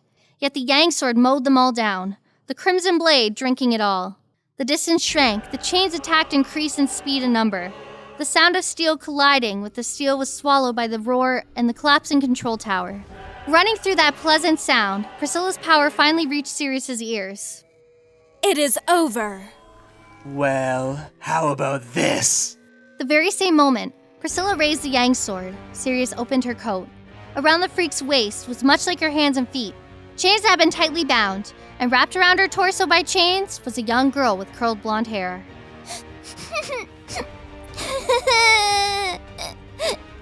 What Priscilla had no way of knowing was that the name of the girl was Tina. Since the beginning of this turmoil, she had been held hostage by Sirius. Although Subaru had mentioned her during the strategy meeting for Wrath, this matter had been perceived by Priscilla's brain as trivial. However, without hesitation, Priscilla swung the Yang sword at the hostage before her. The Yang sword did not hesitate in the momentum, and slanted, it ran right through Tina and Sirius's body. The blade of the Yang sword, which boasted fearsome heat, soundlessly cut through the protective chains around her body and severed in half of achieving its purpose. Oh my, oh my. My Yang sword burns that which I wanted to burn, and cleaves that which I wanted to cleave. The chains that had been torn, the body of the bound girl freed. The girl who collapsed to her knees lifted her face stained with tears, stunned by the feel of the sword passing through her body. By the result of that, upon the body of the young girl, no cruel wound from the blade had been seen. Instead, it was Sirius who had been attacked, now retreating. The freak looked down at her wound and slowly shook herself while looking back towards Priscilla. This agony! You... Is there any reason as to why I would feel your pain? I care not about becoming one. As you continue your delusions, you shall die alone. Priscilla struck with her sword again, now connecting sideways at the monster's neck. With startling sound and momentum, Sirius's body convulsed over the cobblestones, sprinkling fresh blood that was swept towards the waterway, falling in. The sound of the water sang, and Priscilla looked at the Yang sword. The sunlight has ceased, and the sun has darkened. How so very troublesome. After she spoke, the collapsing control tower fell apart completely. Most of it became rubble, and also the topmost floor where Liliana stood had become rubble. From the control tower that toppled onto the waterway. Of course, no song could be heard anymore. Ah!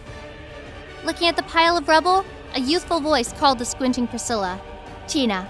Her expression was one of disbelief at being freed, and Priscilla lowered her head only to see Tina's eyes tremble as the tears began to drip down. Priscilla released a sigh up to that figure. The Yang sword had already disappeared. Likewise, the flame that lit the waterways was gone, and many people approached it. A few seemed to be headed towards the collapsed rubble, searching for the buried songstress. Noisy night in a noisy crowd. At the place where poems should take the stage, there is nothing but negligence. How tiresome. At a glance was the same listlessness as always, but some emotion peeked through at that listlessness. That Priscilla turned her back to the sobbing child, looking then at the waterway. But not bad. Have praises. Slowly, flowing along with the water. My body was sluggish, and my vitality completely drained. How to put it? A body covered in wounds? How could I say it? Full of trauma? In other words, it was a feeling like someone being unable to even move. My throat was utterly exhausted, even fingertips were unable to budge. Luckily, the outfit of the bard was exposed with very little fabric, so even falling into the absorbing water did not mean it would gain weight, increasing odds of survival. But right now, I had no physical strength to swim, so just floating along was barely accomplished. Well, just floating along like this, sooner or later, would mean growing cold. Wouldn't that be quite troublesome? A voice from within cried loudly. I was going to fall asleep like this. I'd die. No.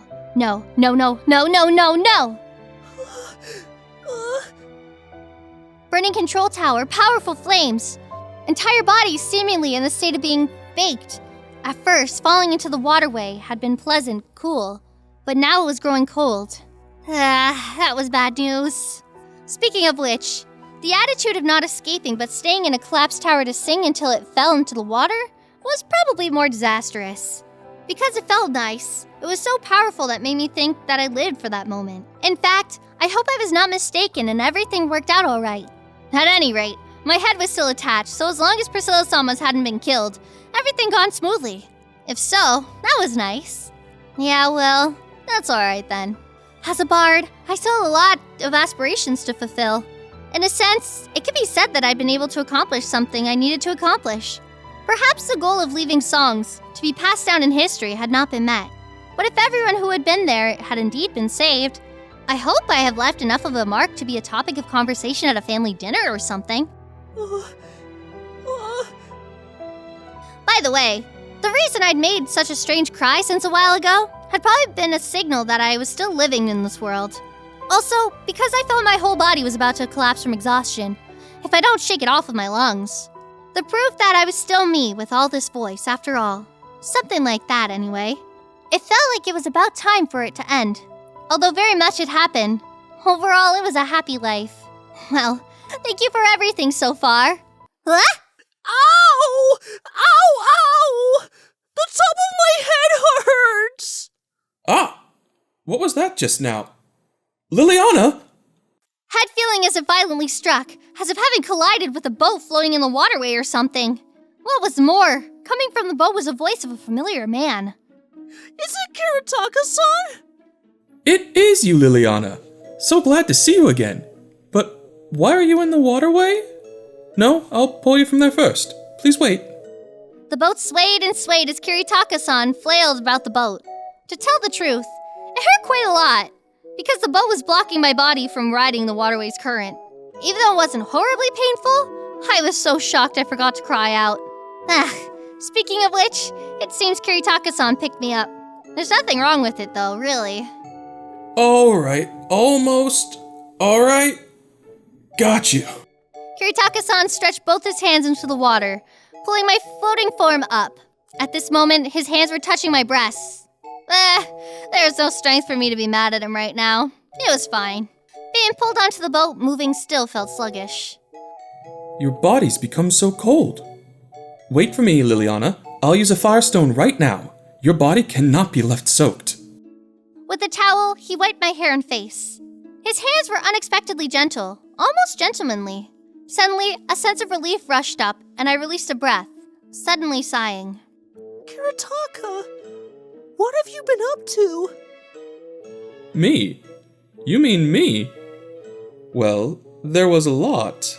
Playing an active part in retaking the city. Pushing back the bangs he was proud of. Perhaps his teeth were shining. Since I didn't have the strength to open my eyes, I couldn't see it. But it seemed to surface to my mind's eye. I couldn't help but laugh, which seemed to surprise Kiritaka. I wanted to hear all sorts of Kiritaka-san's problems. And I had a few things I wanted to tell him too. Right now, I was really sleepy. But I just wanted to say this. I'm really sleepy, so I'm going to sleep for a while. Alright. I'll take you somewhere safe. Don't worry. If you don't play any prank on the sleeping me, then from now on, let's talk more. I know he wouldn't, but I had to say it nonetheless. When I woke up, definitely some embarrassing words would be exchanged. So please stay troubled until then. To be your songstress is wonderful. Preparing to say that much was fine.